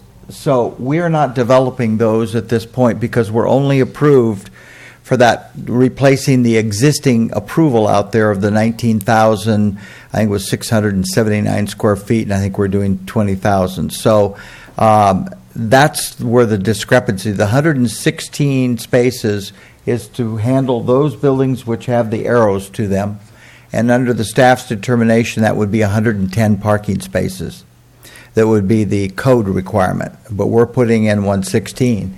The other area, which is in here, parking that will be, additional parking that will be in this area, and that'll be the parking that'll be the overflow parking for the golf area. Because we're not approved for that. We don't have an approval for it. We're merely replacing the existing approval that is out there today with a new design. So, and the settlement agreement, they're absolutely correct on the 4 lanes. That comes, however, at a later time when you start to get into the full development of the whole property. And that is not at this point that we're doing. The additional lane, the 4th lane, comes on the east side of the roadway, on that side going out. The first lane, the 3 lanes, will come on the west side, in front of the project itself. Through the chair, I have a question. So the gentleman's very specific in his statement on saying it was part of the settlement agreement which allowed this to occur. So if that is, they're connected to, I mean, look to legal counsel, it would appear that one has to happen in order for the other to occur. They're tied together. So if that's true, then we need to start looking at, and I didn't see it within the settlement agreement, but we need to flesh that out and see, number one, if that is true and in actual access is then granted, it looks like we have a continued project here until we can get staff on board and find out what else is going on with this thing. The settlement agreement was more of a broad-ranged agreement. It was an agreement dealing with the ultimate. It had to start it off with JKM, and then Mr. Wynn came in and helped take it through with the assistance of actually the Homeowner Association agreement going through. The actual terms of that agreement, and I would defer to the executive board, maybe Penny or someone who was more involved with that process than I was. I was not in there. But I don't know if it dealt with the existing approved project in the sense of requiring with that 19,600 you did XYZ, or the way I read it, it deals with the whole project, not with site-specific on one. So, but I would defer to Penny or one of the board members that was involved in that, because I was not. So we can look at whatever that requirement was. Mr. Chair, I have a question. Michael? Yes. On the issue of the parking, Yeah. the part now where the overflow parking goes, is that part to mitigate the original clubhouse and the golf range? Is part of that? Yeah, that's a small parking lot there. Is that to mitigate some of that parking? The existing parking lot? Well, basically, That is the there. the overflow traffic, the way I understand it, parks on the old tennis court. Mm-hmm. Is that correct? That's not exactly correct. There's a parking area in front of Maybe old the tennis microphone. courts. That was where the excess parking is. The old tennis courts are just vacant. Okay, well, I guess what I need to know is any part that we're basically covering with this new project, is that to mitigate traffic for the existing buildings? Or is that totally separate? Do you know? I'm not aware of that detail. I don't know that particular detail, but I can find out. Well, because to me, that makes a difference on the number of parking spaces. If that's actually mitigation for something that's already existing, we have to keep that whole. Mr. Chair, would you mind if I try to rephrase the question to Mr. Kelly, if you don't mind? Mr. Kelly, could you please go back to your original diagram that indicates the current area with the 116 spaces, which is, I believe, an update to the graphic that you put into your staff report? That's right. Could you maybe, I don't know if you have a mouse or a pointer, but can you sort of maybe roughly show where the other area might be that has been incorporated into this other diagram, where the other or additional parking spaces that would make up the 256 plus the other buildings? Can you just sort of roughly show us where that area might be? Well, that other area, what was shown in that other image was off in this direction. And do you know what that is currently zoned for? Single-family residential. Okay, but that area is not part of this current project that's before the commission today? It's not. Okay. Just to clarify, it's zoned as R1, but it's currently in use as? Well, as open space, as Yeah. kind of park-like Okay. land right now. Yeah. And that's still under some clarification, a need for clarification in that whole open space residential area anyway. So, so use is questionable. But I would be interested in Pat's answer and whether or not that area, I think it is actually being used as mitigation for open space anyway, just like that R1 faces the open space, even though maybe it wasn't stated or permitted or anything else is that, its current use is that. And so I think we need to look at this project as saying, okay, if you're abolishing that and there's a large tournament out there, now you've created another issue. Where are you going to take the additional, where's the additional parking going to be? Where is that new mitigation area going to be? Are you going to move into your driving range? Or are you going to open up some space elsewhere?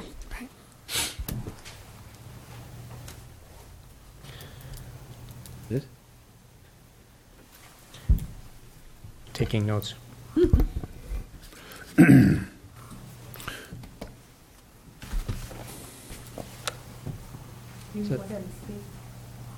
On this project?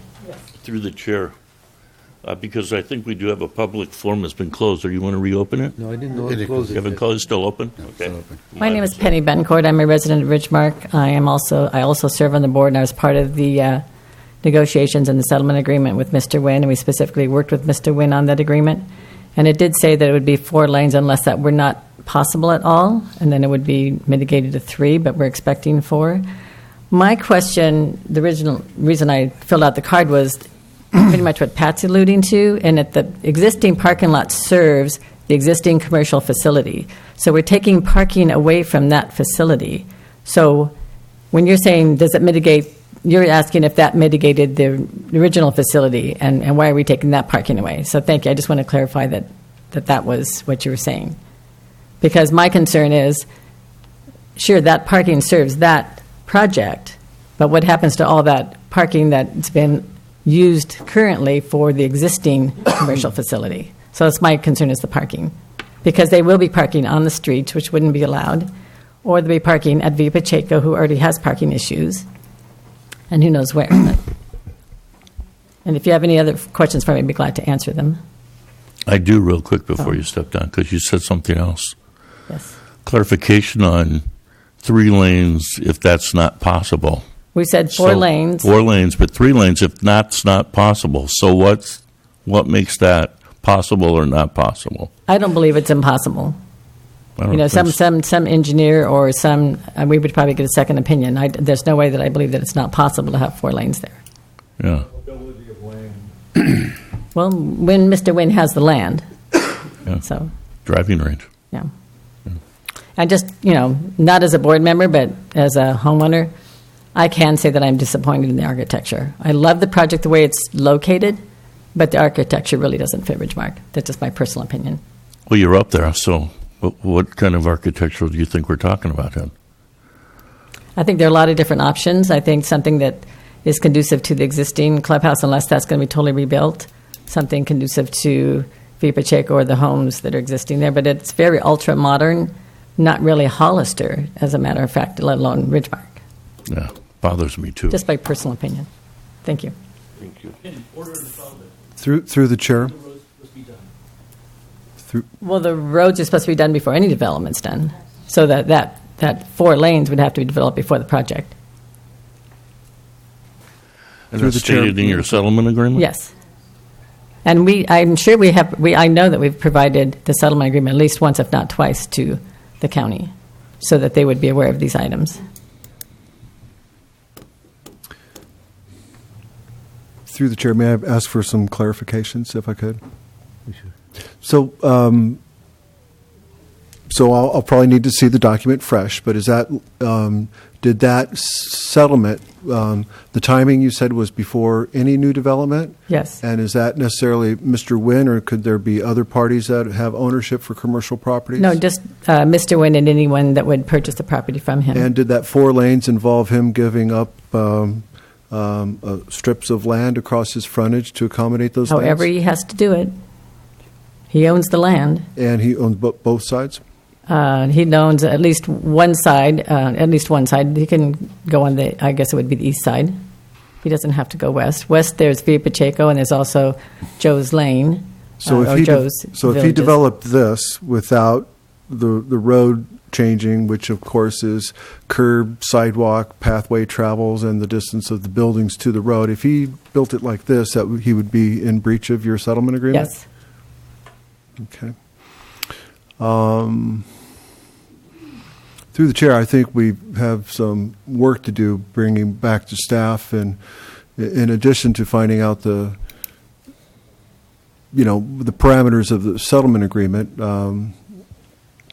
also having this site clearly distinguished as its own standalone piece that needs to function as its own piece, separate from any pending future phase or things like that, or graphics that might be alluding to us starting a review and sanctioning another project. So I think that actually might take a few tweaks where this might, in the site plan, where it might need to certainly function as its own piece, and if it turns out to be a smaller piece due to the road widening, that's going to have ramifications. So we were close. We thought it was similar, but we weren't party. My apologies for us not having engaged a settlement agreement. We're not actors to enforce agreements between private properties, but it should be a conversation. I'm surprised. Mr. Coates, you'd indicated that there have been conversations back and forth, and I don't know why this might not have. There have been, yes. Why this didn't translate into a site plan. You were an actor in this case because in that settlement agreement, there are several things that the county is supposed to do. And it's very specific, and it says the county will do this, and the county will do that. What? The county will do something else. Maybe you can come up to the mic and, I don't think we gave direction to the county necessarily that way, Tim, but I guess you can. Well, I We guess. can't dictate to the county. No, you can't dictate to the county. I understand that. Excuse I'm me, not a- sir, your name, please state your name. I'm sorry, my name's Tim Johns again. Thank you. I'm not an attorney, and I may read the settlement agreement differently, but there's pieces in there that say the county will approve the parks. And if there's more parks that are needed, the county will determine that. The county will determine the buffer zones or be involved in determining the buffer zones. The county will do several things in there. Needs to go to community. And it's either the county signing off or the county's involved in the settlement agreement. And like I say, I'm not an attorney and I can't tell you what to do, but when I read the settlement agreement, it sounds very clear that it's committing the county to do things. So that's my interpretation. Mm-hmm. Thank you. So through the chair, I think it's obvious that this needs a little more digestion, and conversations need to be had before bringing it to a ripe decision for you. So that's staff's recommendation.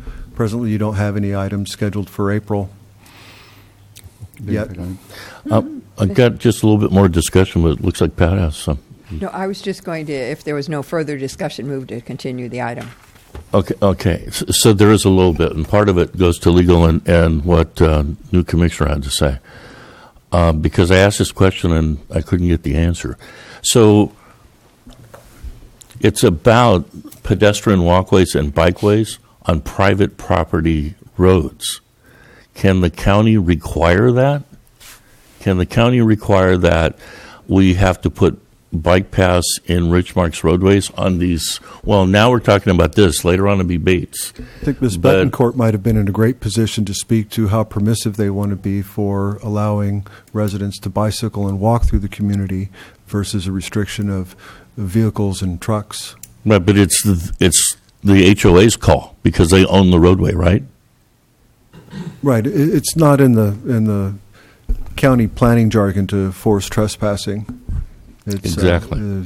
Okay. I just want, because I asked the question, I think, sometime in the last couple of days, based on the Bates project, and nobody could give me a clear answer on it. So that's good that we have that clarification, because I think it's incorporated in Bates on them having pedestrian trails and walkways too. And I don't think HOA is necessarily in favor of that. So that would be good to incorporate in when we're working on this. And I'll give Pat the floor for a motion.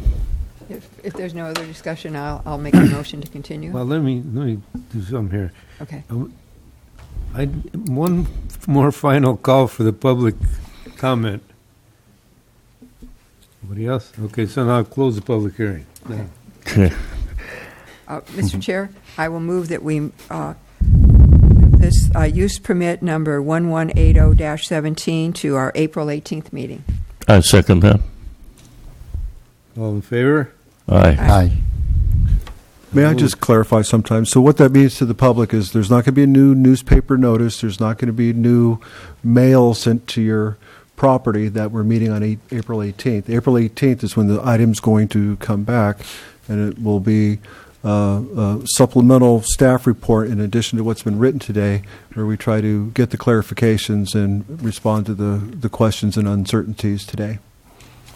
And to piggyback on that to public again, that's because it's a continuation Correct. of an already open project. And that's why we don't renotice. Thank you. Okay, well, we'll take a 10-minute break. Thank you, Mark.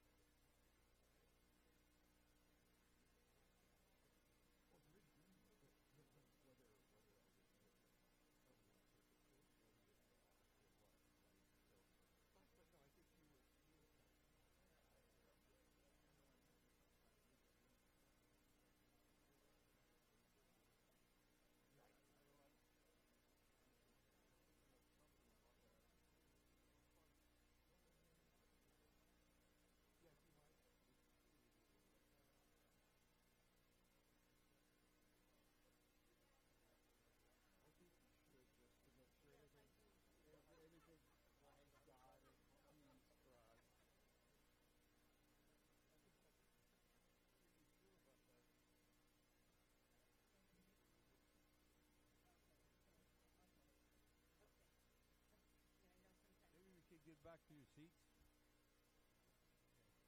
Please. Start hammering.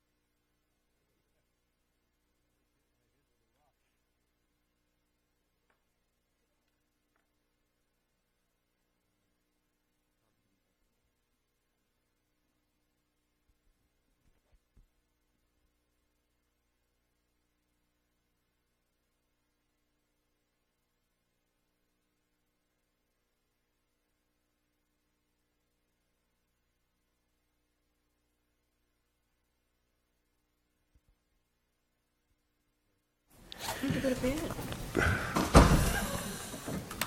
Did you want me to go ahead, Mr. Chair? No, Okay, you were waiting for Barbara. you're gonna, yeah.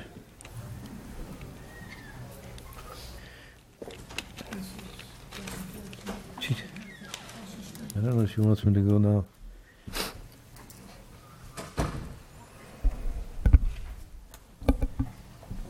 I guess you might as well start. Was I supposed to hold off altogether? She Yeah. said, wait a minute, should I wait? Yeah, just wait, yeah, because Tavin's not here yet either. so- Yeah.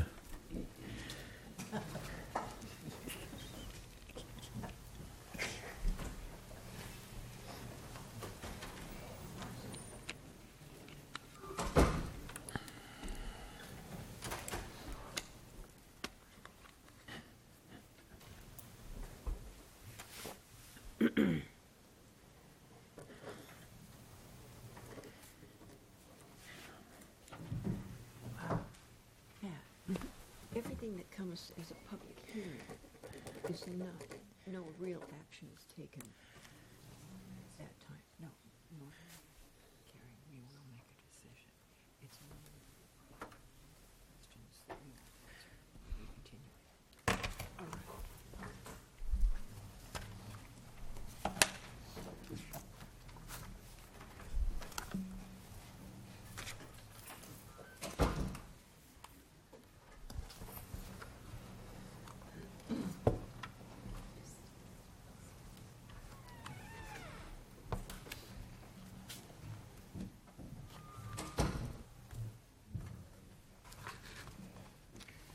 Okay.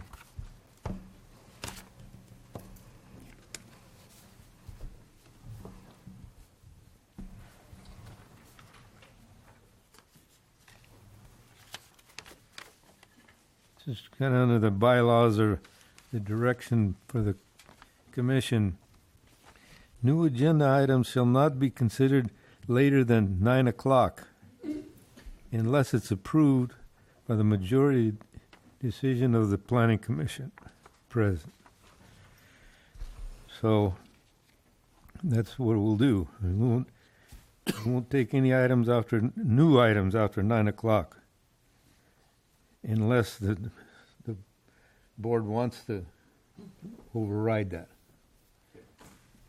Okay. All right, the next item is the vesting. Number 3 is the vesting tentative subdivision map, TSM 17-103. Thank you, Mr. Chair. I'm Darrell Boyd. I'm the project manager for this project. And I've got about 10 slides that I'll go through relatively quickly in light of the hour, Mr. Chair. Most of the slides that I have are just trying to reinforce or provide a little more context to what's already in the staff report. But I'll try to be quick. So this project is the Fairview Corners project. It's a 60-acre site on this vicinity map. It's on the east side of Fairview Road. It's north of the Gavilan College site. It's directly to the south. Across Fairview Road to the west is the existing Cielo Vista subdivision, and then to the east is where the Harbor Way cul-de-sac comes in. And then there's 2, I think, 5-acre lots and Mr. Lee's property along the north. This is just there's a similar slide in the staff report. This is just quickly showing you the existing condition of the site. It's been used for ag land. There's no existing development or anything like that on the site currently. So This is a project that some of you know has a lot of history. I know Mr. Oliver, the applicant's been on this project for 25 years, I think. Maybe he didn't want me to say that, but it's been a long time. And so one of the key considerations, I think, for this application is to realize that we already have a deck of, well, not a deck of cards, but we've got a hand of cards. We've been dealt a set of cards that we have to operate within the parameters of. And so that's really what this slide's intended to get to, is that in 2012, there were a number of actions that were adopted by the county. There was a development agreement that was adopted by ordinance. There was a final EIR was certified with appropriate findings and mitigation measures and so forth by a resolution. The Fairview Corners residential specific plan, because it only deals with the residential portion of the site. It doesn't deal with the Gov College site at all. The specific plan was adopted. There were also some other general plan amendments and zoning amendments. And so the zoning for this site, the general plan designation for this site is Fairview Corners specific plan, and the zoning then is the same. So the applicant filed an application in 2017, mid-2017 is when we started to process it. And then I lastly just wanted to point out that there is a final EIR that was done prior to the one for the specific plan for both sites, but it included Gov College. So existing conditions on the site, one of the things to note that's a site constraint is that there's an existing water line easement that runs parallel to the northerly property boundary and down the easterly property boundary, and that'll be more important in a minute. But there is this existing water line that needed to be addressed and dealt with. The other thing I would point out on this photo is in the top right corner. There's an existing farm pond that had or has habitat value for sensitive species wildlife, and so that also has bearing on the specific plan. So the proposed project, the specific plan approved 220 units. The EIR analyzed 220 units. The applicant's coming in with a subdivision for 189 residential lots. There's also, I think, 6 parcels that would be for open space and detention basins, as well as public street dedications and so forth. The site plan has been revised somewhat from the conceptual plans that were shown at the specific plan stage, because this street network that's proposed was at staff's earlier direction, but it gets rid of the cul-de-sacs and makes it a more integrated neighborhood in the long run, and so that's why the street system looks a little bit different. Yeah. So the first road in on the left, you take the left-hand turn, and then it looks like you have like a green belt area that goes out to the border of the pedestrian walkway that's over the top of your water line. Yes. I believe that was designated as a pedestrian linear parkway that goes from there all the way to Santana Ranch on the I think of the Parks Master Plan. Is that correct? If it is correct, why is it not noted there? And then the other one would be the second turn to the left. It goes out into a larger park area. I believe that was a connector to go to Lee's property. And why does the roadway not go to the property line with a barrier? Curbs and gutters to the property line with a barricade. Okay, let me take so the first question regarding parks and open linear space. Parkway, yeah, parks. There are policies in the specific plan that encourage connection, ultimately connection to the larger regional trail system. And so when the improvement plan stage, when they come in for improvement plans, that's when all of the final easements and all those sorts of things will be reviewed and analyzed. And so there's nothing about the specific plan or the way it's proposed or the project, the way it's proposed right now, that would preclude the ability to connect, because you've got the Lee parcel to the north, and then I think there's another parcel to the north of that still isn't developed yet before you hit Santana. So that's something that staff will work with the applicant on. Right, and this is all back to that whole Union Road, the whole big group getting together and making connectivity through projects. Right. Have you talked to the applicant about this, and is he in favor of it? You can ask him when he gets up to speak, because there's policies in the specific plan that talk about connecting to the regional trail system outside of the boundaries of the project. Okay. So I think that's something that we can ask the applicant about. The other comment with regard to stubbing that street in, that center street, the specific plan, that question had come up from a member of the public. The specific plan clearly shows that there was never any intent for that street to stub into the north.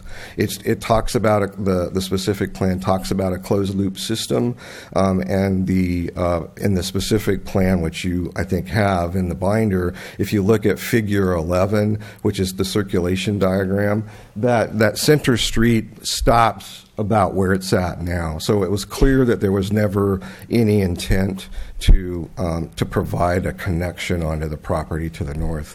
The applicant may wish to speak to that more, because I think there's other history there that I'm not personally familiar with. But the specific about plan, connectivity of the other project that might happen to the north if and when, and then their ability to just access off of Fairview through other arteries down to the college, because this is all about the college connection. Right. Okay. Right. Yeah. And so that's kind of that question, Mr. Chair, sort of goes back to my earlier comment that we've got a specific plan on certain documents that we have to try to nest within, and this is a perfect example of that kind of a question where the specific plan had certain directions. Probably, if the specific plan was coming in now and being done, it would look a little bit different than it currently does. But the specific plan did not intend to. I think I read something about in his development agreement that said that if the rules, regulations, and such changed, that he could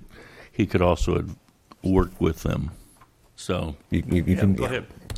This is the short list of issues that I just wanted to try to touch on really quickly, just to highlight. These are partly in response to questions from some of the commissioners as well as members of the public. So there's the development agreement, just a quick slide on specific plan conformance, a slide on sanitary sewer options, the connections, and then I know there's several of you that want to talk about the traffic analysis. So with regard to the development agreement, in the development agreement itself, as well as in the implementation section of the specific plan, the development agreement is really the operative document. Overarching is probably not the best word, but really the development agreement's the operative document. It sits at the hierarchy of the various documents that we're dealing with, and so it actually says that in certain circumstances, if you have a question, you default back to what the development agreement says. For those of you who aren't real familiar with development agreements really do two things, and that's what these next bullets are about. So in exchange for providing certain benefits to the public, which in this development agreement you'll find in Section 2 as the owner's obligations, and those public benefits can be, and for example, in this case, affordable housing. It would be those sorts of things that are public benefits that are above and beyond what you'd otherwise get as a part of, the normal conditions, if you will, on a project. So in exchange for those public benefits, the developer then gets certain vested rights. And those vested rights are in Section 3 of this DA. And really, in my simple way of thinking, is that the vested rights for the developer really just sort of freezes the regulations that are to what's in effect at the time. And so one of the examples in this case is the very last page of the DA has the impact fees listed there. And so if in the future the county impact fees would go up based on this DA, they're locked into those impact fees. And so those are the sorts of vested rights that that the developer gets in exchange for providing public benefits. I know there was a question about conformance to the specific plan, and so this is trying to do a side-by-side comparison. So the graphic on the left is the land use plan from the specific plan. The graphic on the right, of course, is the proposed project. So you'll notice that the street system, the access is still coming off from Fairview opposite the driveway into Sila Vista. The three major spine streets, collector streets, are in the same location. But there are a couple of differences. One is that the applicant's proposing to relocate the existing agricultural water line that runs along the eastern property boundary, move that to the inside of the project so that it would be under the most most easterly street of the development. So they would relocate that part of the water line. So that's the Green Linear Parkway? Yeah, right. So it would be in that vicinity, and then that's also important because that was a constraint on the specific plan. That's where the seismic zone runs through the site. So that's partly why the green space is there. So that's one key difference is the relocation of the water line off the easterly boundary, and then the specific plan up on the left-hand diagram in the top right corner. Again, we were talking about the farm pond that exists and the sensitive species. The specific plan, when it was done, allowed for options to either mitigate biology impacts on-site or off-site. So the specific plan showed it being mitigated on-site, which is why you've got that big green bubble there. The applicant has worked to secure off-site mitigation measures, so then the need to have that on-site mitigation area is reduced and then allowed for the site plan configuration to change. And so because the specific plan allowed those flexibility and options, in staff's opinion, the proposed project is certainly in substantial conformance, at least with this specific plan. This is an exhibit that's out of the EIR. So in the EIR, there were two sanitary sewer connection options that were analyzed. One would be for the development to do off-site improvements that would run down Fairview Road along Highway 25 and connect to the city sewer over on Enterprise Road. That's sort of a long ways around the block, but that was one option that was looked at. Another option that was looked at was to connect, because there's going to be this new signalized intersection at the Silo Vista main driveway. There would be a pipe that would go, the sanitary sewer pipe would go across Fairview and then either connect into the existing Silo Vista sewer line that runs down that street, and then ultimately construct a line that would go across what's now the Roberts Ranch project, and then again connect to city sewer over on Enterprise Road. There's two options with the Sila Vista connection that are being discussed in the staff report currently, and there is a letter from the HOA that was attached to the staff report. The one option would be to run a new line, a parallel adjacent to the existing Sila Vista line, or the other option would be to tie in with their line, and so that's yet to be resolved. But in any case, the intent would be for the City of Hollister to provide sanitary sewer service, which is going to take an action by LAFCO. The City of Hollister is going to have to go to LAFCO and secure all that. So there's still options that are under consideration. I think in the staff report I said that the Fairview Airline Highway connection is not feasible, and that's really not true. It's really not desirable. I mean, it's still feasible. It would still be out there. There is a third option, and that would be to do septic systems on site, and I don't think the applicant and the county, neither one want those. And so at this point, the preferred option is to try to somehow work with the Sila Vista HOA and do the connection across that property, and then whether there's a tie-in to a line that's constructed as a part of the Roberts Ranch subdivision, or the applicant does their own line, that's still yet to be determined. So septic systems wouldn't comply to the Water Quality Control Act for this county of 1 acre for septic tank? So that wouldn't be on the option list. Yeah, right. So, but it was assessed in the EIR. That's really what I meant to say. So that's the wastewater options that are currently available, and the final decision is yet to be determined based on all these dynamic factors that are going on. So since I got you, let's talk about that connection. So because there could be future other projects up and down Fairview, because essentially that's where the direction of growth seems to be going instead of to the north, wouldn't a new line in that area be better than going back and using a smaller line, putting in a larger line that could take future capacity and have a newer line go in through Cielo Vista? And then the next question would be, whoever runs the batch plant, is that going to force Cielo Vista to hook up? And do they want to? They might. Maybe they want to. So there's really two parts to the commissioner's question, Mr. Chair. The first part with regard to Cielo Vista is, that's still part of the negotiations that have to go on about, whether it's a new pipe or use the existing pipe, and certainly part of that discussion will be about the batch plant. I don't think it's necessarily any secret that the county would prefer to have some other option be available out there. My understanding is that they've got maintenance problems already. So the desire is to find a win-win solution in there for everybody, but that's yet to be resolved because there's other consequences. There's sewer connection fees and all sorts of things, subject to the approval of the HOA. So that sort of speaks to the Cielo Vista connection. With regard to running a line, say, up Fairview Road to the north and trying to tie in someplace, that option was not analyzed by the environmental impact report, so there'd have to be CEQA work done on that, which is not insurmountable.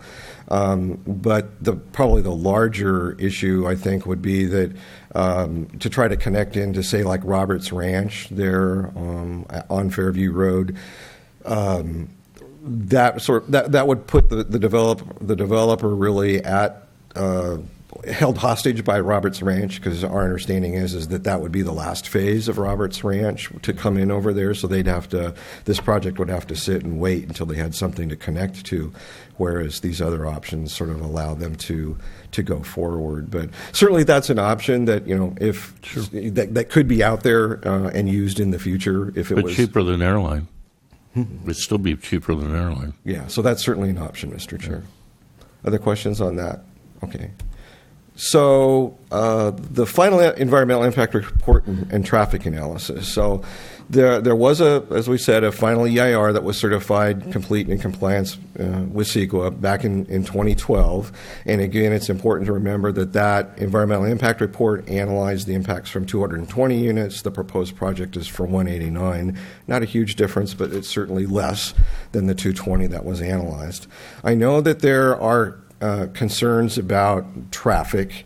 And so one of the comments that I would make about traffic and the traffic analysis is the traffic analysis that was done at the EIR stage was done according to the standards, the protocols of Caltrans, the COG, the county, and everybody, which is why you've got a certified EIR. So certainly at that point in time, there was a recognition that was an adequate staff report or adequate analysis, traffic impact analysis that was included in the EIR. For the benefit of the commission, I think it's important to highlight that any traffic impact analysis doesn't just deal with adding the project to the existing condition or the existing background condition, which would be existing plus approved projects. The traffic analysis also deals looking forward, and that's what we would call the cumulative traffic analysis. And that cumulative traffic analysis in this case looked forward to the year 2023, which is full build out of the general plan. So the growth that was projected for the county by 2023 was looked at, as well as what was the roadway network going to look like in 2023, which means that the network system that was looked at in the cumulative analysis incorporated the regional transportation plan and also the TIF improvements that were contemplated. And there's actually a fairly lengthy list of future projects that were included in the cumulative analysis that are shown in the EIR. So, then the other part of that to emphasize is that the Santana Ranch project, other projects that were known, reasonably foreseeable at the time that this EIR was done, were included in that transportation analysis. Now, it didn't capture every project. But what happens is as subsequent projects come in, they're required to build off the analysis that this project did. So like Roberts Ranch, and that's what's pointed out in the letter from Hexagon, the very last attachment to the staff report. That's what they're getting at, is that it's standard practice that newer projects build on the analysis from the prior projects. That's just how you have to do it, so that you avoid the need for each and every project to have to always go back and update their traffic analysis. So then the last bullet on this slide is that there were mitigation measures that were identified in the EIR. Those are made conditions of approval of the project, and that includes transportation or traffic impact mitigation measures. When the EIR was adopted, the county adopted a statement of overriding considerations, and basically it's kind of akin to the whole development agreement notion that even though the conclusions of the EIR analysis showed that there would be significant and avoidable impacts to those general 5 topics that I've listed here, that even though that you can't mitigate those impacts to an acceptable level, the benefits of the project outweigh those significant and avoidable impacts. And so I think it's important to underscore this notion that when the CIR was certified, there was recognition on the part of the board and the county at that time that there were going to be impacts, traffic impacts from this project, but the benefits of the project outweighed those. And so that's what this slide is really trying to get at. And then the project benefits are those last 3 bullets that are listed there, and these are right out of the resolution, the EIR resolution.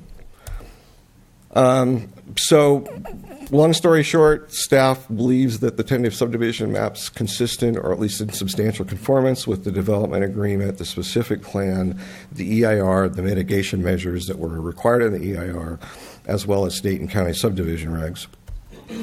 And so staff's recommending approval of the project with standard special conditions, and again includes all the mitigation measures that were included in the final impact report. So with that, Mr. Chair. Questions? Commission? I've got, okay, so it looks like we have a Ridgemark situation. So Cielo Vista, we seem to have a consensus that you can run a pipeline through this Cielo Vista area. With their consent and approval. With their consent. Right. Have you gone to the membership as a whole, and has it been a ballot vote? And I'd like to see it on paper so I know that we actually have what everyone's talking. Words are cheap.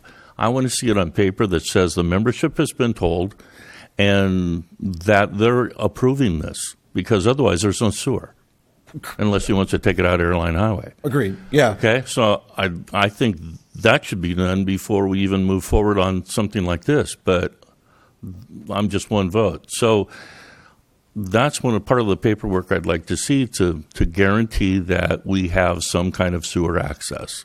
Okay, otherwise all we have is a kiss and a promise. Okay? And by the way, thank you very much. Your presentation was excellent. It's concise. It's together, and Thank you, Mr. don't Chair. shake up easy, even though I'm throwing all these questions at you. Hey, we talked yesterday. What can I say? Mr. Chair, I would just like to respond, though, that point taken from Commissioner Pierce's comments about the importance of having a good, clear, transparent process with the HOA, the Sierra Vista HOA. I think everybody would agree to that. However, I think from staff standpoint, that's not necessary to do right now before you, I mean, it's up to the commission, but it doesn't necessarily have to be decided right now before you approve the tentative map, because they can't get a final map until all of that is solidified. And so the LAFCO approval, there's a lot of But other shouldn't process. they be in here with their locked-in water, locked-in sewer, and locked-in access that says, I have these three major things that have to occur before I even make application? That's what we should be requiring, but we're not doing it. And so then we allow them to have a vested tentative map. They have entitlements. They can sell the project from there, and it can be scooted on to someone else, and then we end up with other issues farther down the road. I think that these three major sections of the process, as Kevin has trained us, sewer, water, and access, we need to have these proven absolutely in writing, up front in our file, before this application should be considered for tentative map. Okay? That's the board's discretion, the commission's discretion, Mr. Is Chair. it legal, though? I mean, I'm asking for it. Is there a legal basis for it? Or can we just condition this all the way to the final map and say, sure, maybe if you end up with a water system sooner or later, we'll Good evening, Commissioner be Pierce. pulling in the big guns. Okay. I don't know about that. On the same subject, there was a letter from Cielo Vista. The Homeowners Association has no direct objections to this at this time to allow installation of an additional sewer line through the Cielo Vista community, and with conditions. However, they would like to have the situation explored as an alternative to boring, bore under the existing Cielo Vista Drive. So it's the Fairview Corners has agreed to obtain a cost estimate for boring versus trenching. And then they're concerned about what's going on within their community as far as aesthetics and the road condition. So I think that they are trying to use an alternative. They would prefer that it go under a road instead of going through their community. But there was definitely a letter from Cielo Vista, and it is Robert Daniel, president of the HOA. And my question is that from the board or is that from the general membership? General membership. No, I don't see anything about general membership. That's what I'm talking about. I'd like to see it in motion that basically general membership has been alerted to this, and which is what something should occur. And then with the general membership vote coming back to the board and allowing the board to take that action, now everyone is covered, especially the county. The county is covered too, and we have it in our file. For Fairview.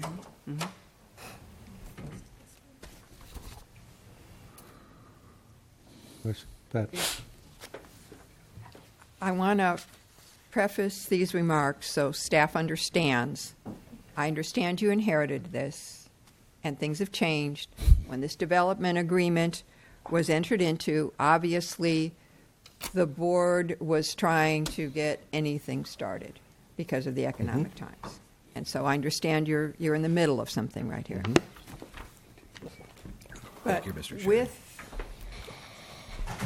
I think you gave us the positive side of this development agreement. The negative side, and I know we can't do anything about it, but I really want the public to understand what we're talking about here. By freezing the impact fees, traffic impact fees alone, I believe, has gone up by $500,000 or $5,000 since this changed. I might be wrong, but I think it's in the neighborhood of $5,000. So that means for 100 homes, the county's losing $500,000 in impact fees. The county has also put on a library fee that we won't get anything for this development. So, I mean, there is a downside. The thing that bothers me, I guess more than anything about this, is 400 square foot for affordable housing. That doesn't even scratch the surface of what we need. They're talking about in the agreement that it's for low income. Well, low income to me is a family. 400 square feet isn't going to begin to cover a family. And I think the affordable component of this has got to be looked at. It's got to be looked at again. Maybe we talk about some fourplexes on corner lot. I don't care how we solve it, but to me, 400 square foot for affordable is not anywhere close to what we've agreed to in this development agreement.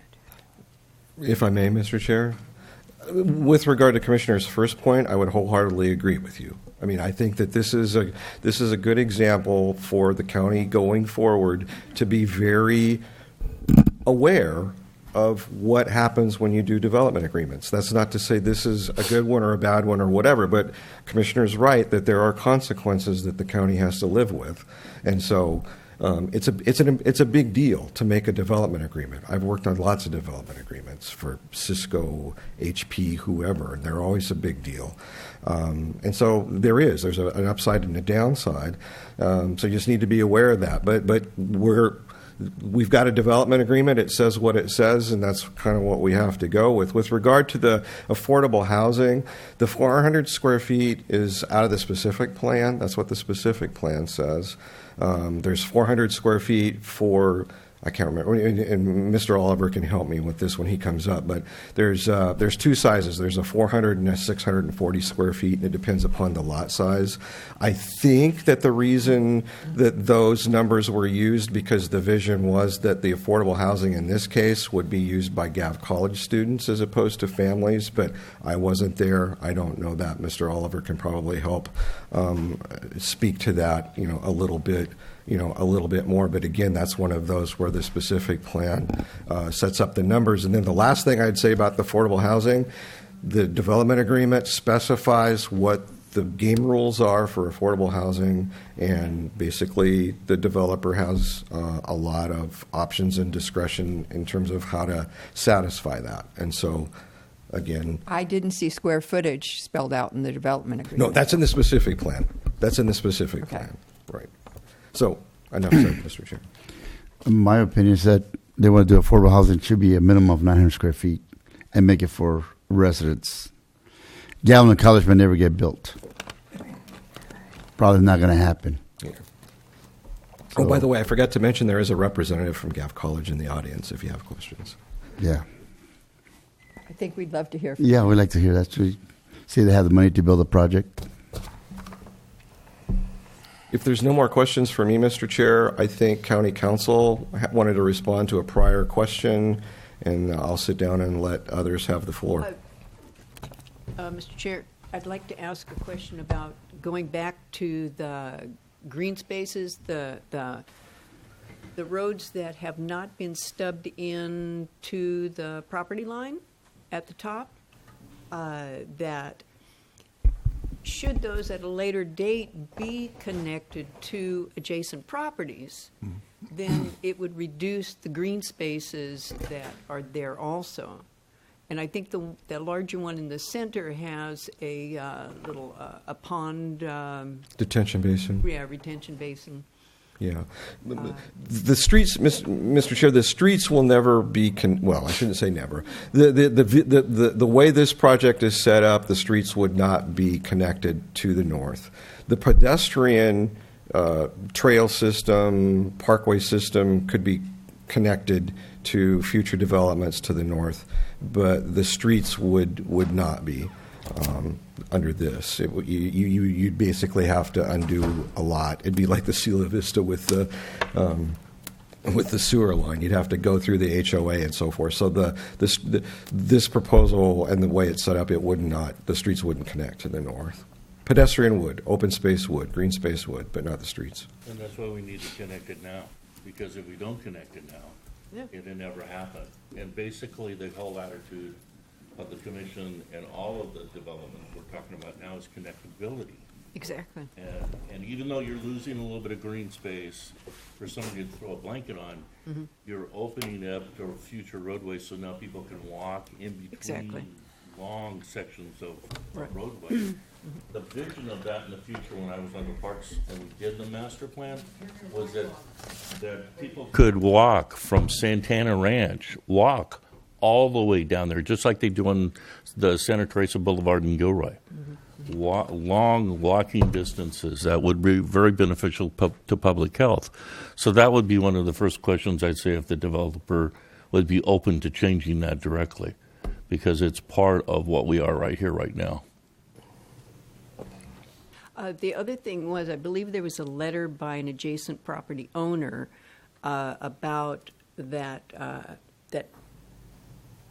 property line that is to the right of the screen. Along the easterly property line? Yeah, is there going to be walls around this? Yes. Get a little fiefdom again? Yes, that was one thing I neglected to mention, Mr. Chair. That I've talked to 3 members of the public regarding the project. Mr. Bill Lee, who I think is in the audience this evening. The Mendezables are the property owners to the east, the lower one on the south side of the end of Harborn Way, and I think that's what Commissioner is referring to. I spoke with them several times, and yes, there'll be the specific plan allows for a good neighbor fence up to 7 feet high along that common property line.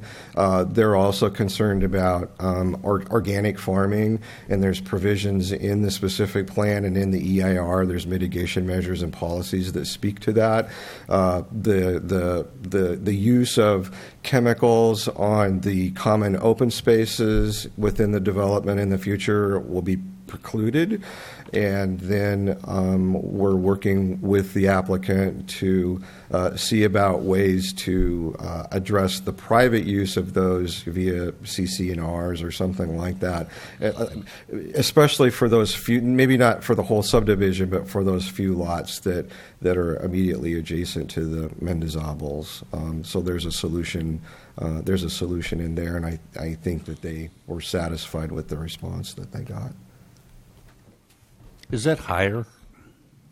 Doesn't Harborn drop down a little bit, so you get a sort of a natural separation anyway? Yeah, and plus that southeast corner of the site, and Dick can correct me if I'm wrong, but basically it's going to drain to the north, so the lots are going to be drain. Well, those lots along that easterly property line are actually going to drain to the back, so there'll be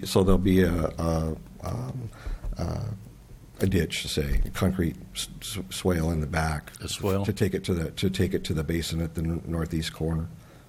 Okay. I've taken enough of your time, Mr. Chair. Unless you have more questions. Thank you, Thank Mr. you. Aller. You want to comment?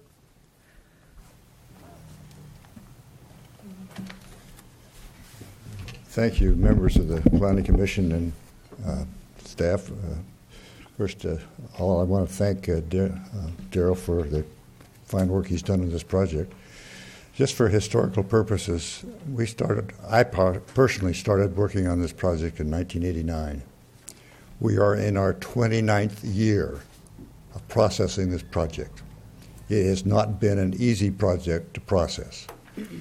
We have spent it's closer to $2 million on mitigation, planning, city fees, attorney fees, county council fees. It's an astronomical number to get where we've gone. Since we had the approval of the development agreement and the specific plan, we have been working for over almost 5 years now for the mitigation monitoring program with the state of California and the federal government.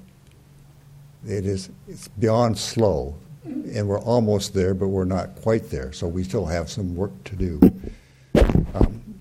So I just wanted to say that, as I saw Gary Coates here tonight. Gary Coates prepared a draft-specific plan for our area in 1999. I actually brought a copy to Gary to show him, and he reminded me because it had been a while since I'd seen him.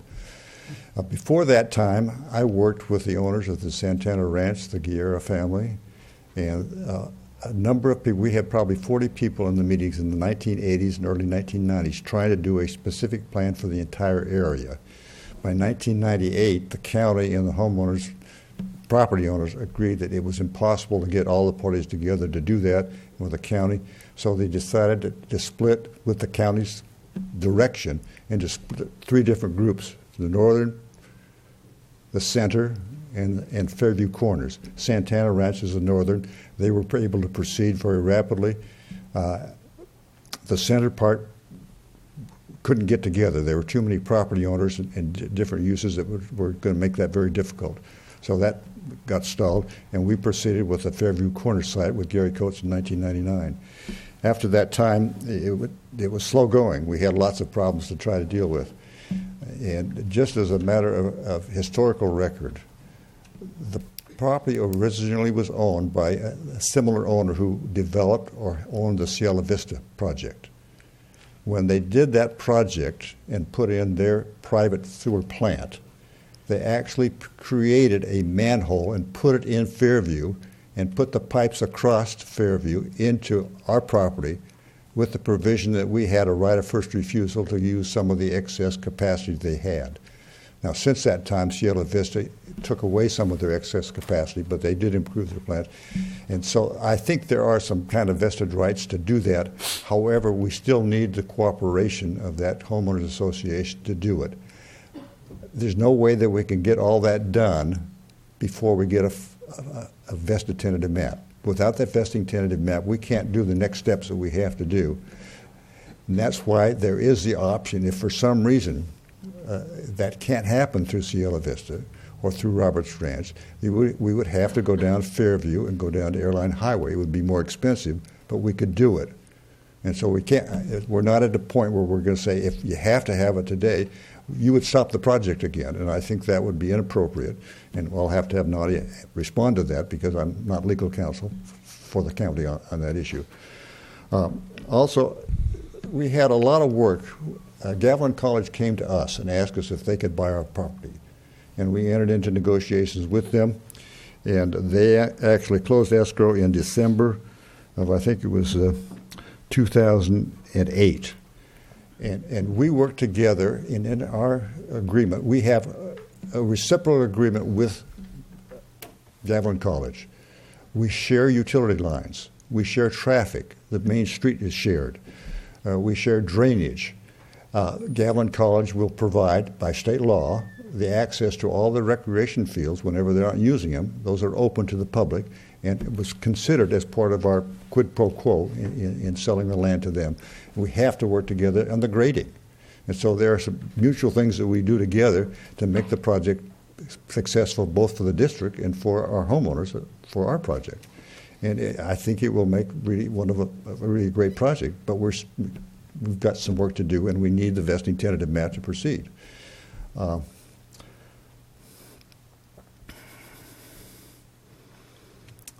I really don't have other things to say other than to try to answer your questions. I would request the opportunity to respond to questions from the public if I can be of help. On the issue of making a through road up to the Lee property, that was not part of the specific plan, and it was not studied. The traffic report did not take that into consideration. The design of our roads did not take it into consideration. And so to impose that condition now would require us to do a new traffic study, which was not, personally, frankly, it's just not in the cards. We have included a full pedestrian pathway all along the entire northern border. And that pathway is going to be accessible from all the sites on the north. And so you see that green belt that goes all the way across. It's there, and that's part of the improvements that we have to do. Yeah, so that covers the water line that's below it, so you can access the water line. Yes, and there is a water line below it. As well as the one over to the east. That basically accessing water lines. Can't build houses on it. No, we are taking out, the specific, you'll see on the tentative map 8 and 9 that the easement on the eastern side is being deleted. The water line is being moved into the project, and so that doesn't become an issue. They've had a lot, Sunny Slope, or San Benito County Water has a lot of difficulty with the line. They've had breaks in the line. I think it's a fiberglass line. And it just wasn't, we needed to do that for them and for us. The other thing that we did at the request of Harbor Way homeowners, we are extending the water line and looping the line so that they now have a secure water line system, whereas before they were subject to some breaks and some other things on the other side. So there is a water connection into the Harbor Way. To relieve the pressure, the looping to relieve pressure? I'm sure it will, because it'll be connected with the pressure. And we also were required by the county, and we did provide for an EVA, emergency vehicle access, into Harbor Way. And so that is provided, and that's shown on the plans, and you can see it there.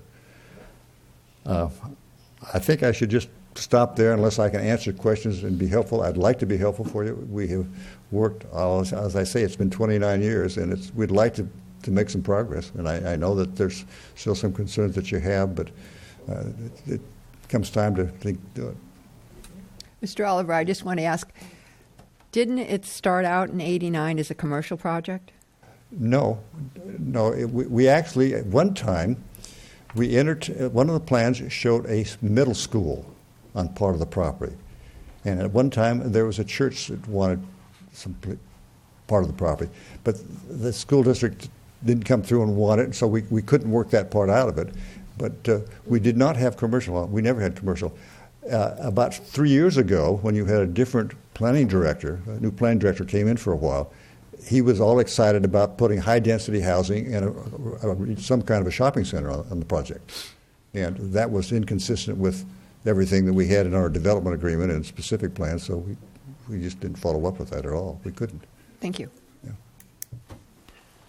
So the plan I saw, and I saw you here in 2011. And basically, we did a concept of residential on the property without approval, but we said that we were open to you going in and doing residential. The stuff that I saw that was tightly connected to the campus at the time showed pretty much the whole front third of your property being student housing. And the concepts that we had talked about, because I just came off of parks, we had talked about connection of these linear parkways and other things, again, for migrating students that would be up and down Fairview. That was around back in the 80s, too, when you guys were trying to do these things, and we were talking about townhouses from Ridgemark all the way down to Santana Ranch. But that's when the non-growth line was the middle of Fairview, where nobody was really going to go over there. It took a long time to get that. And then your critters took you the longest. So your critter mitigation, and we have no control over that. This is County of San Benito. We just take care of trying to make a really good project here locally. I would be open to this as long as I see more affordable housing or student housing like I saw 7 years ago. And if I see those connections, otherwise, I'm going to be asking for this to be continued on based on getting total approval from the HOA membership of Cielo Vista. Well, with all due respect, Mr. Pierce, I think we have a development agreement, and Nadia, you have to respond to me because I'm not sure that's, I'm not one to say, but I think we have a development agreement and a specific plan that vests us some rights that doesn't say that we can be stopped to do things that you would now like that are different than what we got approvals for. I can't speak to the legal part. Well, you don't have access to sewer, so we can just speak to that, and that's a stopping point right here, right now, without talking about connections. There was never a requirement that we had to have the sewer locked up before we got a vesting tentative map. The proposal has always been that in the time between the vesting tentative map, then we can go spend the money to finalize the sewer. We have two ways to get to the sewer. We have two options for the sewer. We can go either to Sunny Slope Water District and connect to a sewer district if we have to do it that way, or we can go to the city. There's a memorandum of understanding that was signed between the city, the county, and the Sunny Slope Water District that indicated that the city water sewer district, the new plant, was to provide sewer for this project. It was planned for. It's in the memorandum of understanding. It's on the maps, and we intend to do it. If we can't do it through Cielo Vista, we'll do it from Airline Highway going down to Fairview, Airline to Enterprise. And we can do it. It's there, and the memorandum of understanding is written. It's in place, and it's provided for. We have to work with LAFCO to do it. But we can't say, we're not here today, Mr. Pierce, to say that we don't have sewer, and so you have to stop the project. Okay, so you definitely have a memorandum of understanding for sewer along Airline Highway. We have a memorandum. Okay, but you do not have full approval through Cielo Vista. So I can see to approve the project based on you going down Airline Highway. Is that what you want me to do? No, I don't think you have to do that. Well, I think it would be nice to get a hookup on some roadways too. Well, it just depends on how friendly everyone wants to be. Well, for 29 years. 29 years, but I've been here through the whole process too. I've been around. And not all of that is because of County of San Benito. No, I'm not saying it wasn't. And I think these connecting roadways would be a great benefit to our community. They should have been in the plan at the. And I'm not sure we need an EIR for a stub out to a dead-end road somewhere. Not even. But only Nadia would be able to answer that. Answer what we can do and what we can't do. I don't think it's.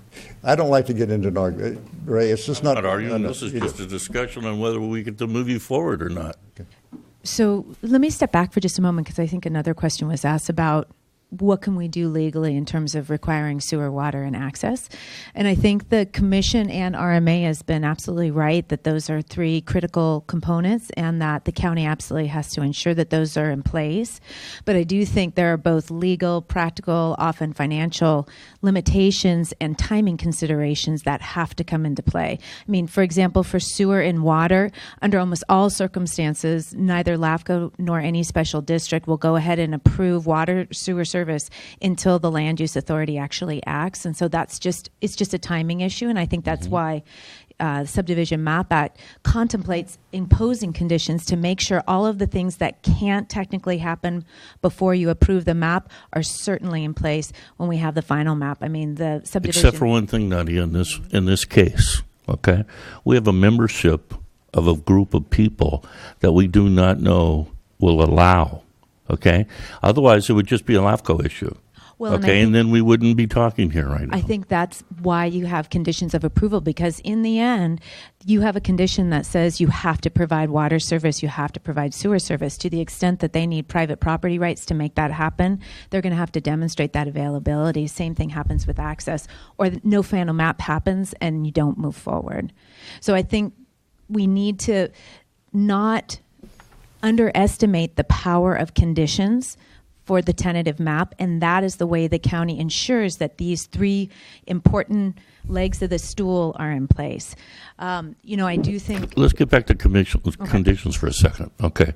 And I agree with it. I think a lot of conditions, we can condition stuff out to further, to final and everything else, but not sewer, water, and access. I think you do not have a project without having those. And so if you can prove everything else, and you get your letter, of memorandum, or everything else, or a will serve letter in every area, then fine, I'm okay, because we have documented proof in our files to prove that we asked the question, we got the answer, we have it in writing, and they're committed. It's not going to blow up in our face. But... other conditions I'm okay with. So if we're saying, okay, well, we need to do these other things, and we'll condition the approval based on these forward things that they're going to do as part of their final map improvement or anything else, I got that, no problem, but not sewer, water, and access, because they shouldn't even make application and be taking staff time and be here taking everyone else's time unless we're far enough along down the pike to make it justifiable. I think, though, however, the problem is that you cannot typically get the will serve letters or the other type of assurances that you're looking for until you have a vesting map. The other thing I will say that He is has relevant. those. He has them. Well, I think he except has for that the membership contingent vote. upon he has it contingent upon a bunch of different things happening after the map. But he has those, except for the membership vote. And that's the oddball out here. And that's really the only thing we're talking about, is that membership vote. And you do not know how anyone's going to vote until they get into the voting booth. Correct, but I think that's why you can make the commission has the ability to make a decision saying this is how we need this project to happen. Everybody is aware that you'll need something else to occur. And typically, in almost all circumstances, you will not see a developer move forward to try and obtain any sort of access rights, utility access rights from adjacent property owners. Oftentimes, they don't even have financing to do so until you have a VTM. I mean, that's just the reality. And I think we don't, again, want to underestimate the value, just like all of the conditions that you're comfortable with help assure that the other requirements are met. The conditions serve the exact same purpose for sewer, water, and access. And I think from a planning perspective, you have all of the mapping issues. Here you have actually a detailed specific plan as well that walks through, this is the thoughtful way that these three things have to happen, because I agree you certainly don't want to move forward not knowing how it's going to happen, but there are mechanisms to actually implement those three legs that take time and typically have to go together in a sequence. And that's sort of the reality of the way that development, I think, proceeds. The other thing I think we have to think about in this case is we do have a development agreement, and as I think Mr. Boyd explained, Mr. Alva is explaining, Commissioner Lowe was mentioning as well, that the development agreement sets the parameters for how subsequent approvals occur. I understand development agreements. Right. And the other piece of that is we have both a development agreement. We also have a specific plan. Specific plan also provides the framework within which... I understand specific plans. So within which the commission can take action. Mm-hmm. And so I think, as Barbara and I were discussing, we certainly can proceed with the public hearing, et cetera, to the extent any additional items beyond what's allowed for example, going beyond what the Affordable Housing Program and the DA provides, or some other site planning issue that hasn't been contemplated. I think before the commission takes action, we'd probably want to, the other option would be continue the matter and we could regroup on a county side and answer some additional questions from the commission's perspective as to what the DA and specific plan allow. Okay. Mr. Pierce, you're hooked on the sewer thing. He has options. You don't need to approve from the HOL from across the street. There's options. If you're going to go through the property, you do. Well, he's not. He said there's options. So he's exercising three different options. Okay, hold on. You want to go down Airline Highway? If that's our only choice, we have to do it. Okay. If that's our only choice, we have to do it. Yeah. Okay, so and that's if why I we have condition the approval based on you going down Airline Highway, you're okay with that? No, you don't have to do that. Okay, see? So Mr. he doesn't Pierce, really want to do that. Mr. Pierce. Because it's too expensive. That's an option he has. I know. If he cannot go down the other avenue. You can't condition him. Okay. If he gets the option of going through homeowners, that's fine. If you don't get that option, he's going to go through the... Okay, am I correct? So Robert, we're going to run this sewer line through your backyard with your approval, but we're not going to tell your wife. No, how do you think that's going to go over? You're not. Okay. The membership of Cielo Vista is your wife. Okay, you're not going to take this down here without the approval of the membership of Cielo Vista, because they may say no. But now he can. If they do say no, he can go Airline Highway. An investor tender map is not the approved map. Once the approved map comes about, he's going to have everything in place. Yeah. Well, that's, I guess I've been around too long. It doesn't seem to work out that way. Mr. Pierce, if I might say, Mr. It's Pierce. okay. I agree to disagree. Okay. Through the chair. Mr. Pierce, through the chair, if I might just for a moment. Yes. I, like yourself, I've been a developer for over 55 years. I have done probably 2 or 3 development agreements, but I've done probably 500 subdivisions. And never have we had a requirement that we had to do what you're asking us to do before you get a vesting tentative map. Now, I guess It's nice we've been to do. beat up a lot lately. You know, maybe we're just bruised, and we're being a little more conservative and a little more sure about everything we're working towards. Well, we're trying our best as a property owner, now for 29 years, to get the process going. And I appreciate the cooperation we've had, and I would like to say that we're happy, we're bound by the development agreement, we'll abide by it, we'll do the right things. The project will be a good project when it's done, and we're looking forward to the opportunity of working with Gavilan because we think that's a real asset to the community. Thank you very much. Okay. I'm going to take a 5-minute break. For public comment? Through the chair, may I ask though, maybe you ask for a hand of speakers who want to speak to this item, and that might be a gauge on the other item that is yet to be started. You talking about the 9 o'clock cutoff? I mean, that's what we talked about before. After 9 o'clock, we don't take any new agenda items. Okay, maybe the 5-minute break is in order. Pardon? Yeah, let's take that break. To extend it. Yeah. Well, okay. So is the Well, let's take a 5-minute break. Yeah. Take the break. Thank you.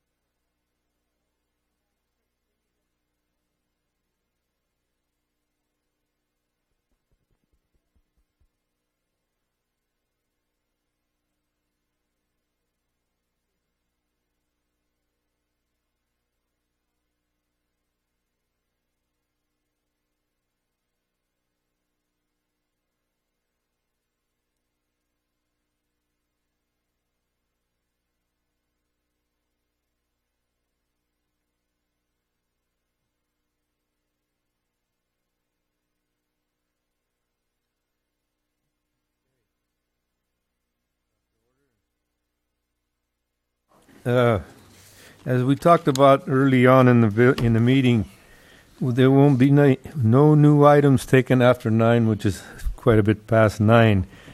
But we're going to schedule another meeting on April 2nd to continue the items that are left.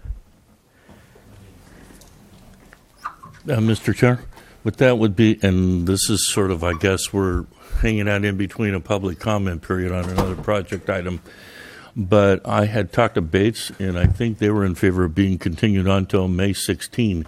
That would be the item you're talking about, right? May 16th. Okay, then I guess we'll just go ahead and follow the lead on chair.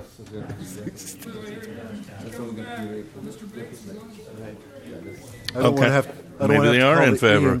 No, sit. We're in a different public forum. Okay, so we're opening public forum. Well, that's all settled. That it's going to. We're talking April 2nd to continue the items that were not taken up tonight. Okay. Mr. Chair? What time? I don't know if we do. Do we need to do that, Heather? A motion to continue the items? Yes? Okay. What I understand is you're coming back from your break, and instead of coming back to item number 3, you're entertaining a question of continuance on item number 4. Is that correct? Correct. And Yeah. among the 4 of you, the 5 of you, you're going to discuss a date for that to occur. All right. Per the bylaws. I'm fine with April. April 2nd. April 2nd. Is everyone fine with April 6 o'clock? 2nd to It's a continue? Monday night. Yes. Yeah. It's Monday night, day after Easter, in these chambers. Okay, and then Okay. I will make a motion that we continue the number 4 on the agenda. Is it listed as the Bluffs? Yes. And till April 2nd, 6 o'clock in this chambers. I'll second that. All in favor? Aye. Aye. So moved. Is that Okay. unanimous? Okay. Now we'll continue the hearing here. For the- Thank you for those people who came to speak about the Bluffs item. We'll see you Monday, the 2nd. Okay, so Thank you, Chair. open the public hearing. Okay. Right on. Turn your We talked to turn your mic on. everybody. Sure. Turn your mic All right. Now we'll open the public hearing on the one we're dealing with. Wow. 17103. So, any comments from the public? And with speaker cards, yes? Bill Lee.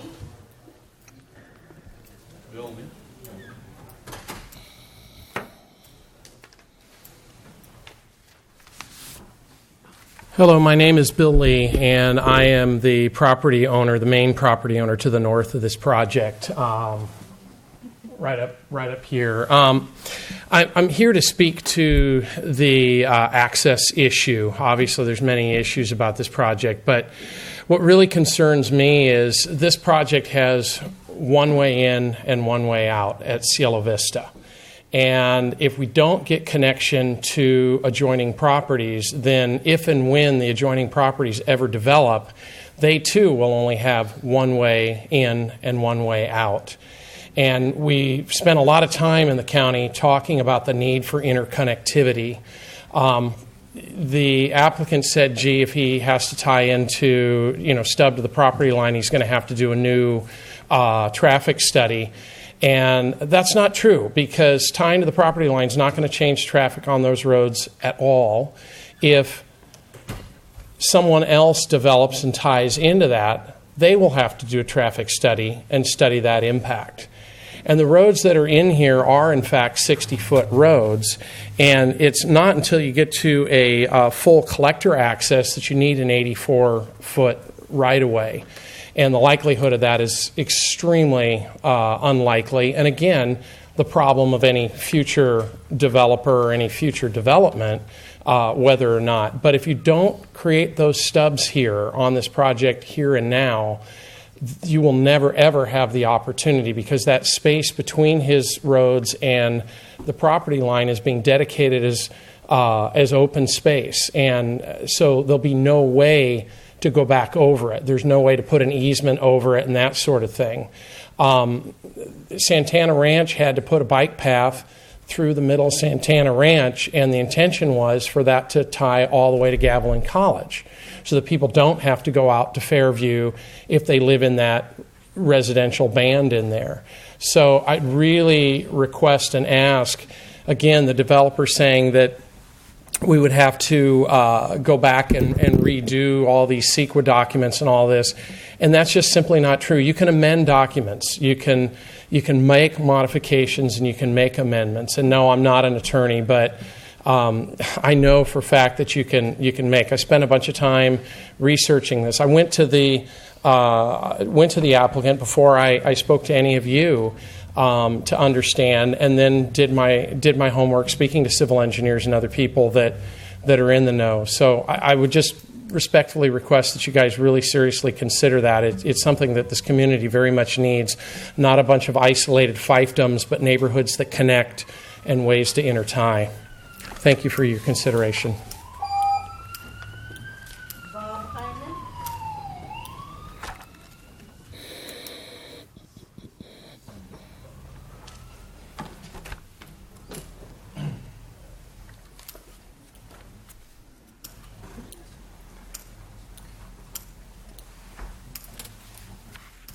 My name is Bob Heineman. Thank you. And I'm the owner of the property at 120 Harborn Way and have owned that property for 34 years now.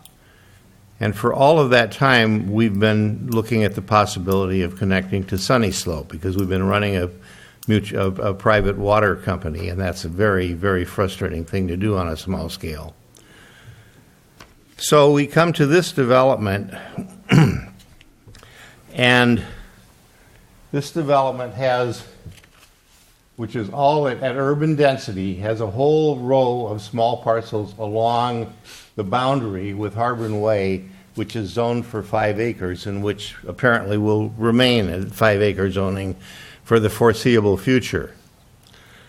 We have been told for 29 years that there would be no vehicle access between Fairview Corners and Harborn Way. None. And we've been told that repeatedly and unequivocally. Now, all of a sudden, we're told that there will be emergency vehicle access. And our uses are totally incompatible, and it's totally incompatible to have a road between urban density and 5 acre subdivisions.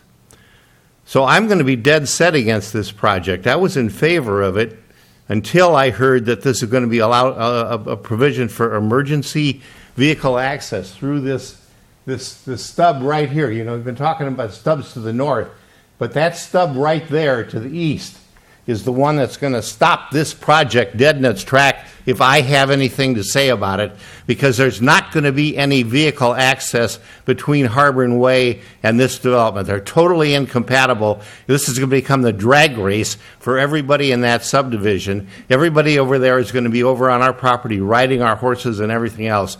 And I'm going to do what I can to see that a few little details, like the fact that they don't have a sewer connection at this point, is going to stop this until we understand that what we're going to have is an Armco barrier that you can't just swing aside and you can't just knock down with a four-wheel drive truck. And it's not just going to be a 7-foot fence. It's going to be something that nobody can drive through if this project is going to go anywhere. Thank you.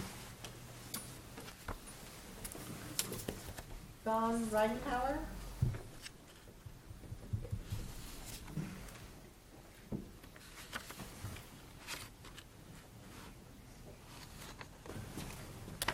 Good evening, members of the commission. I'm Don Ridenour. I'm the general manager at Sunny Slope County Water District.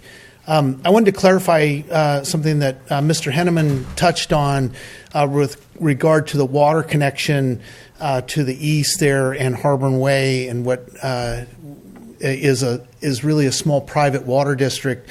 I've had several meetings with board members from that private water district, including the State Division of Drinking Water. And one benefit of this project is it would provide a connection to that system and allow that system to go away as a private water district and be absorbed into Sunny Slope County Water District, which it is within our boundary, so that's an easy thing to do. The community has paid connection fees for water to Sunny Slope many years ago, have been looking for ways to make that connection and haven't been able to come up with a way to financially fund it. This development provides that benefit to that 18 parcels on Harbor Way. And, they show a water connection there. I also wanted to clarify some options on sewer. While sewer pipeline locations are important, a more complicated issue is getting the okay to provide sewer. And we've indicated to the developer that we would at least look at providing sewer. We could provide sewer to this development. It's within Sunny Slope County Water District's boundary. But we also have an agreement with the city that identifies this area as their service area, and it was the memorandum of understanding that was alluded to earlier that was a multi-agency memorandum. But 2 years ago, the city and Sunny Slope entered into an agreement that allowed for, and we basically requested and dedicated the city would provide sewer on our behalf, on Sunny Slope County Water District's behalf, outside our current sewer service area that we recognize and that memorandum of understanding recognizes. So there is an option where some kind of annexation doesn't have to happen with LAFCO. We have an agreement. There's a provision in LAFCO state rules that allows for an agency to contract essentially with another agency to provide that sewer service. While it doesn't resolve the location of a pipeline, frankly, I think they have a few options for pipeline locations that don't seem insurmountable to me. But as far as providing sewer service, there are some options available. I know the city has capacity for receiving their sewer, and frankly, Sunny Slope has capacity for receiving their sewer. So just wanted to clarify both water and sewer. We really, as Sunny Slope doesn't want to provide sewer service to this, and we would work strongly to try and resolve an issue where the city provided sewer service to this area on our behalf. We're more than willing and have the capacity to provide water service, and they've done a good job of providing future connectivity for water pipelines through this project, including running what we call an irrigation line, a separate line to serve their park areas. So there's some real benefits to the utilities with this project. So thank you. So, Speaker, the water line, is that going up the emergency access roadway? We actually are stubbing it to the north, where you've been discussing a road to the north, and it would stub to the east and connect to the end of Harbor Way. Yes, a water line will. Okay, thank you. We don't require, all vehicle access. We need to be able to get in there and maintain pipelines. But we can do that through a fence or a gate. We do that now. We have pipelines that cross under a sound wall at Santana Ranch, so it's not an issue as long as we have access to either side.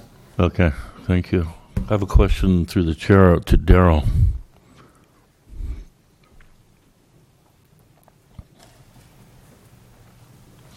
So this emergency access roadway, who owns the land? You got two property owners that butt up to each other right there. Is that private? To Harbor Way? Private land? When that subdivision was done, the county was given an easement on both of those pieces of property. That's a perfect example of a case where that street should have probably been stubbed all the way to the property line, and it wasn't. But the county's got easements for right-of-way there and could do a street, and so that's why the EVA is being proposed. That and the fact that there's this water line that would also then be able to run underneath that would benefit that Harbor Way subdivision. And the only other comment I would make, Mr. Chair, about that EVA access is the details of that are yet to be designed, but it would clearly only be for emergency vehicles. There'd be lock gates and things like that. It's not intended to be accessible for anything other than emergency our current attitude right now is not having emergency access roadways, only full-blown roadways that can be used as EVAs. But we're abandoning the EVA attitude. They create, fire says they create too many issues, and they're not a good idea. We're beginning to move to that attitude, and this is not where we're going either. Well, I guess, Mr. Chair, I would respond to that by saying that the EIR and the specific plan looked at an EVA that was going to run down the easterly property line to the south all the way to Airline Highway was what was looked at during the EIR process. And Caltrans has decided that they didn't like that. They didn't want that access coming onto the Highway 25.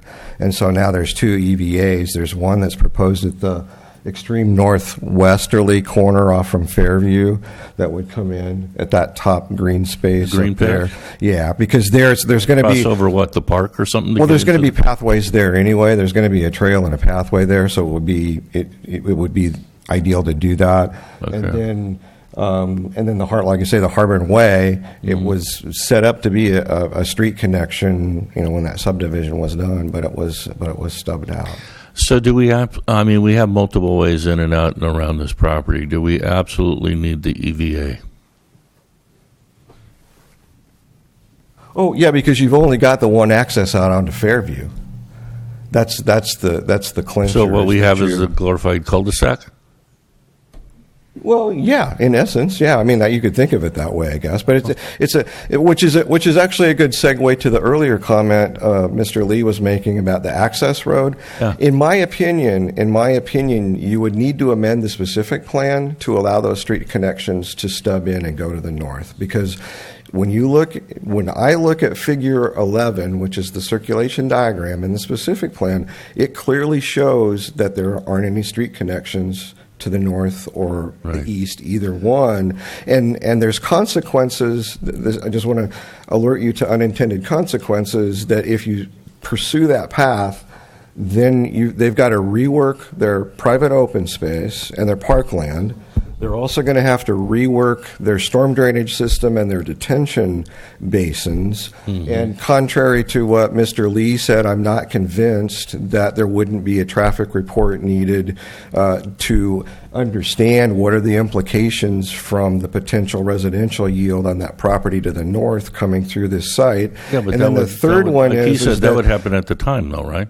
You don't have any impact until something happens, if anything ever does. No, but from an operational standpoint, you've got to understand from a traffic operations standpoint what the effect of that additional traffic is coming into this subdivision, because I can't speak for Gavilan College, but my understanding is that Gavilan College would have additional concerns about more traffic coming in by their campus that would be introduced. And so Commission has the discretion, to do what you want, but I just want to make sure that you're aware there's consequences. And let's revert for a second. So, like you said, it's a glorified cul-de-sac, right? Yeah, there's only the one. Okay, access so off the Fairview. general plan says that cul-de-sacs can't be any longer than 800 feet. Is the current general plan? The current general plan says cul-de-sacs can't be any con- longer than 800 feet. That's another consequence, Mr. And Chair. it doesn't say anything about EVAs or any of that. So this project isn't subject to the current general plan. That's another thing about the development agreement. I read in the development agreement that if certain current plan issues change, that it would have the county council can weigh in on that, but the way I read it is that it's the regulations in place at the time, which I interpret to be the 2023 general plan, but county council can weigh in if they think otherwise. But I think part of their vested right is under the old general plan and the old general plan policies. Okay. That's just Darrell's opinion. Okay. Thank you, Mr. Chair. Have another speaker? Okay. Sorry, we jumped on you, other speaker.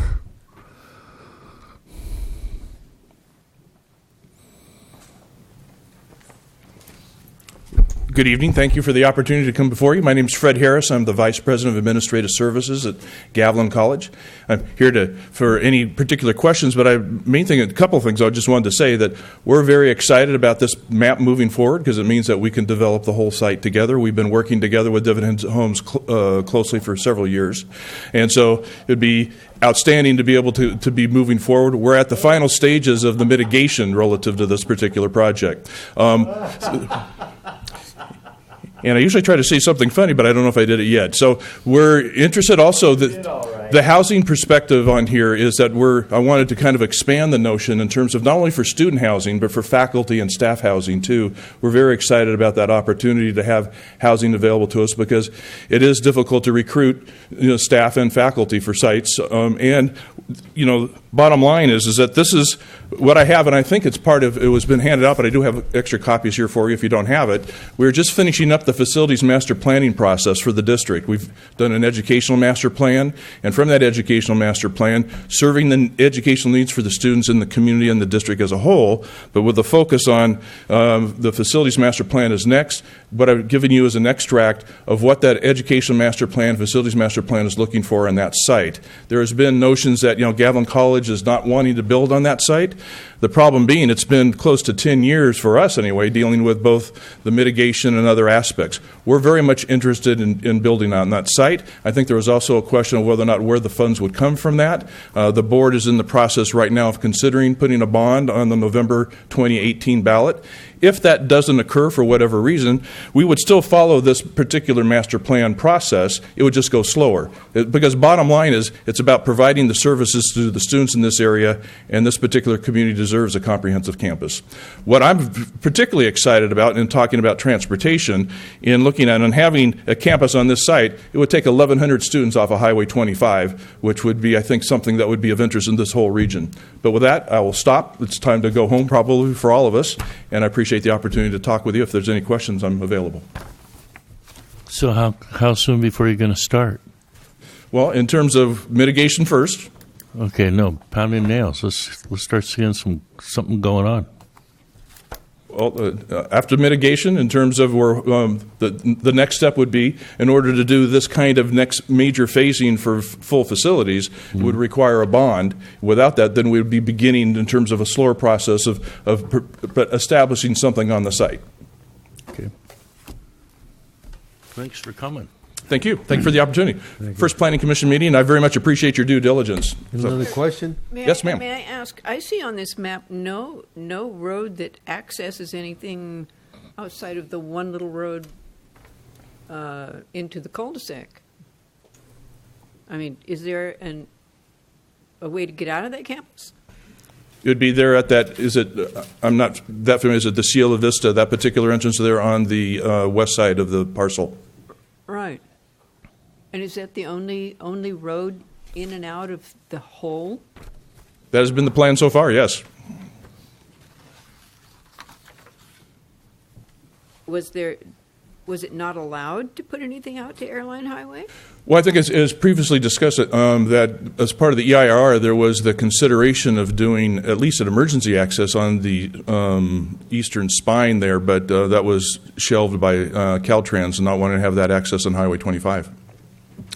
And I'm parroting this back. I wasn't part of that process. That's what I've heard. So, Yeah, it was mentioned earlier. Yeah.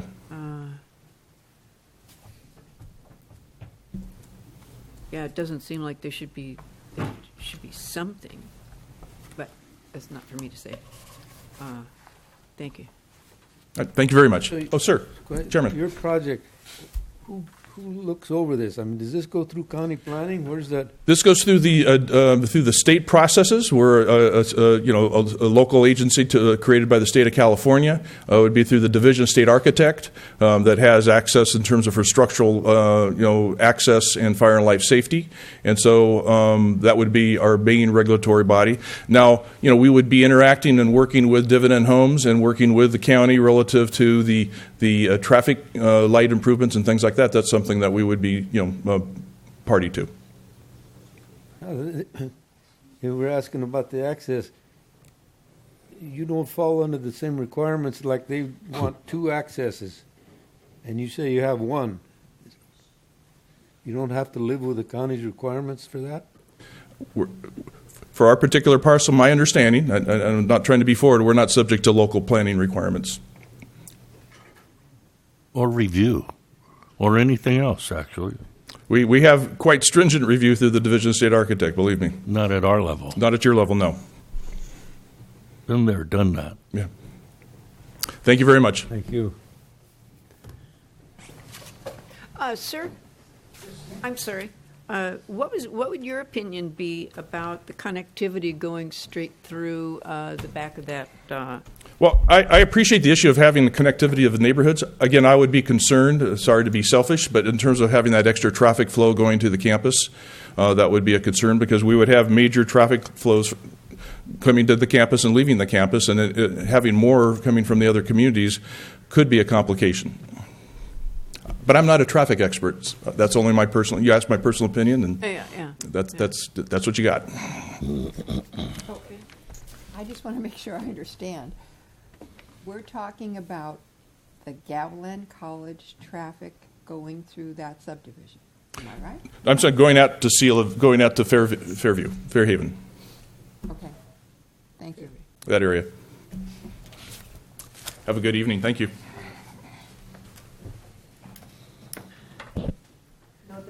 No more? Mr. Chair, if I may, just really quickly, we handed out to you some relatively minor revisions to some of the conditions that are included in the draft resolution.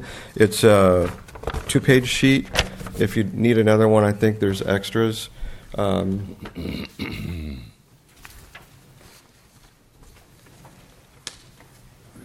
need one? Oh, sure. What the heck? More paper. Yeah, I got this. I think this I have. Got it. Yeah, I think that's fine. Yeah. Just, Mr. Chair, just want to walk through these very quickly. These are, like I say, these are relatively minor edits that are intended to just make the conditions more clear and explicit and in line with sort of the county standards. And so the first page, there's 3 on the first page. So condition of approval 18 is changing the language from prior to any ground disturbance or preparation of the project site that before the recordation of the first final map, that the applicant would have to demonstrate proof of sewer and water utility services. And that this condition actually sort of speaks to some of that earlier conversation about the conditions. This is one of those that says, look, you have to show us before you can get a final map where's the sewer and the water service. Just a minor typo correction on number 2, condition of approval 25. It should have been water instead of sewer. On condition of approval 39, impact fees, we've deleted the prior to the recordation of the first final map to just say that the applicant has to comply with the recommendations set forth in the MMRP. And part of the reason for that is that they have the ability to do multiple phases and multiple final maps. So essentially, they're all going to be subject to those same conditions. And then, Barbara, then the second page, are those the new ones then on the second page that replace the existing number 50 and 55? So on page 2, these 2 conditions would replace conditions of approval 50 and 55 as they're currently shown in the draft resolution. We would replace that language with the language that you see here on this page. One has to do with the fees for the drainage basin, for enterprise drainage basin, and the other one's a clarification on the backbone infrastructure, and that basically needs to comply with the development agreement. The language we had in condition 55 in the draft resolution really is somewhat nonsensical and not really right. I think the group editing, we lost control maybe. So that's the revised conditions, Mr. Chair, FYI. Thank you. So there's no more public comment, so I'll close the public hearing. Back to the board. What's your pleasure?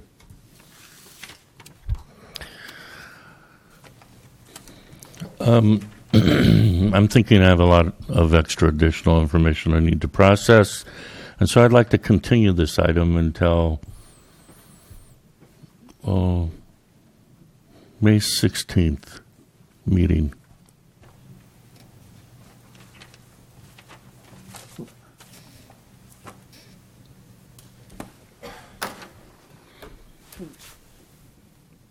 question. Can the rest of the planning commissioners have a discussion before we do this? Oh, sure.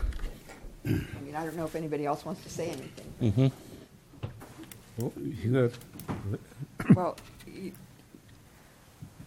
I like the idea of that access road. I think the connectivity is extremely important. And I can't support a project with 400 square foot homes. I just can't. I am on this. Maybe we should make a condition and make the affordable homes larger size. You know. Okay, we can't do that because of the DA. Oh, good, Sarah. We can't. The DA limits what we can do. What we're going to have to do is reprocess this, figure it out, and kind of go from there. And just to confirm both the DA and the specific plan, so the specific plan itself provides for the square footage of the accessory dwelling units. Mm-hmm. So what we would be requiring the applicant to do is actually go back and amend the specific plan to allow for both the connectivity that you're mentioning and the accessory dwelling units, which is not consistent with the development agreement. I understand that. I just put out there where I am.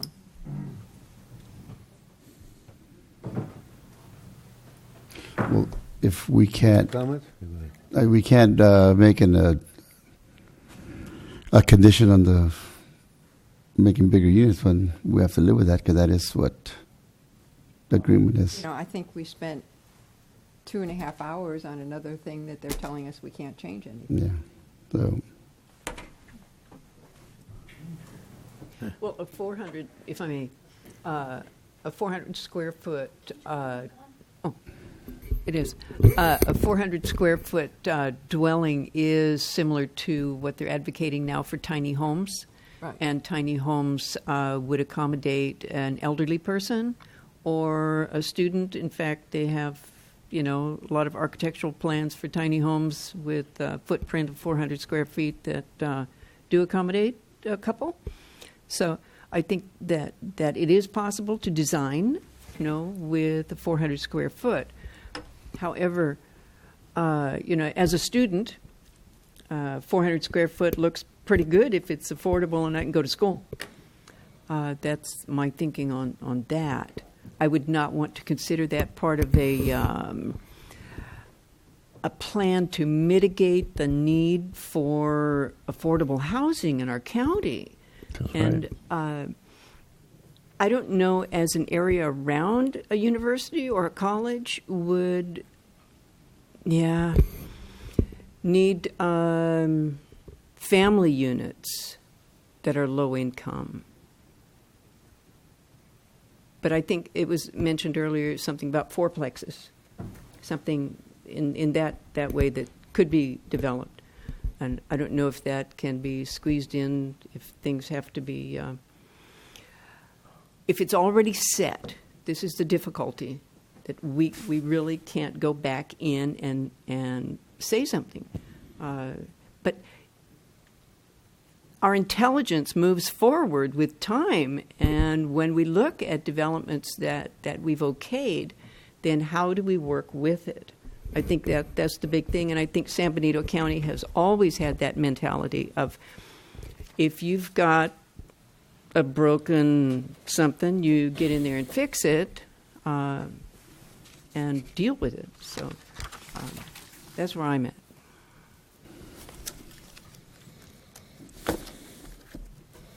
So I call for the question. Well, I don't call for the question because I don't have a second. So I have a motion on the floor. I need a second for continuation to May 16th, 6 p.m. You got a comment? Well, I just had a question, pending the second. To the extent that the commission can help staff know if there's anything, and we've heard connectivity, we've heard affordable, but if there's certain things that you want us to come back with on the 16th, that would be helpful and appreciated, just to make sure that we're getting you what you need. So yeah. And thank you for that, because probably part of the time I'm going to be down there bugging you and talking different questions and different issues, and Nadia and Barbara and everyone. So So is that sufficient time to deal with the issues? What issues are we talking about, though? May 16th? Yeah, I think it's enough time to think about what's going on and all of that. But gives the developer time to think about it, too. But what kind of, what let's think about? I mean, what is the specifics you want? Well, you can't make the plan. It's. I guess it's me getting my head wrapped around the plan, other than a denial, which is the only other probably way I'm going to go tonight. But it's giving me a chance to get my head wrapped around the presented plan in the way it was presented before, and then looking at what we have now and deciding if we're creating a problem later on, because we do have a campus, the traffic plan, the cul-de-sac going nowhere, and in dumping an emergency access roadway onto Harborne. I'm not really crazy about that. So I need to talk to Darrell about that more and see if we have other issues, other ways we can go, and especially with that access road. Because Harborne was in here at the discussions before, and we made them certain promises that said about non-hookups and things like that for Harborne, because that's been out there forever. It's a cul-de-sac. It's not a barrier roadway. And they never expected to have the project. That's progress. But I don't think we need to dump traffic onto the road. Pedestrian access, especially next to a campus. I mean, think of this. This isn't a typical pedestrian access emergency, because that's what it's going to get used as, pedestrian access. You're going to have all the students that feel like going down there and walking down Harvard Road down there in a neighborhood that's been isolated for years. I just need to talk to staff about this on my own more and see if we can work out some other alternatives. Well, that one, Mr. Pierce, was they're going to put a security gate on there. It's only going to be for emergency exits. Like someone jumping your fence in your backyard. Security gate, huh? That's my understanding. So it's going to be for emergency. And there's an easement through there. So... yeah. Like I said, I just need more time with staff. So, and as far as the cul-de-sacs, it was not in the general plan at the time, but when it got accepted, and that's there. I mean, I think we make a motion to approve the tentative map. There's already a motion on the table. Well, to move it, I will second the motion. Okay, I have a second. All in favor? Aye. Aye. That's 3. Okay, I got a question. If we don't move it, what happens?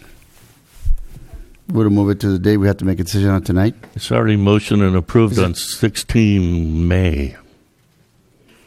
It's 16, 6 p.m.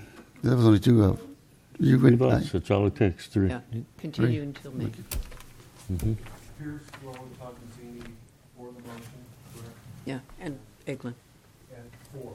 Yes. 4. Are you against? I'm against. Okay. I don't like all those delays on projects. I like Me neither.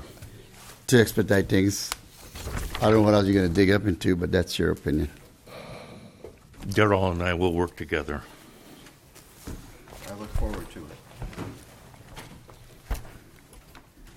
Move adjournment, Okay. April 2nd? Move we adjourn? Right. Yes. Second? All in favor? Aye. I'm in favor of that. That's what you're in favor of.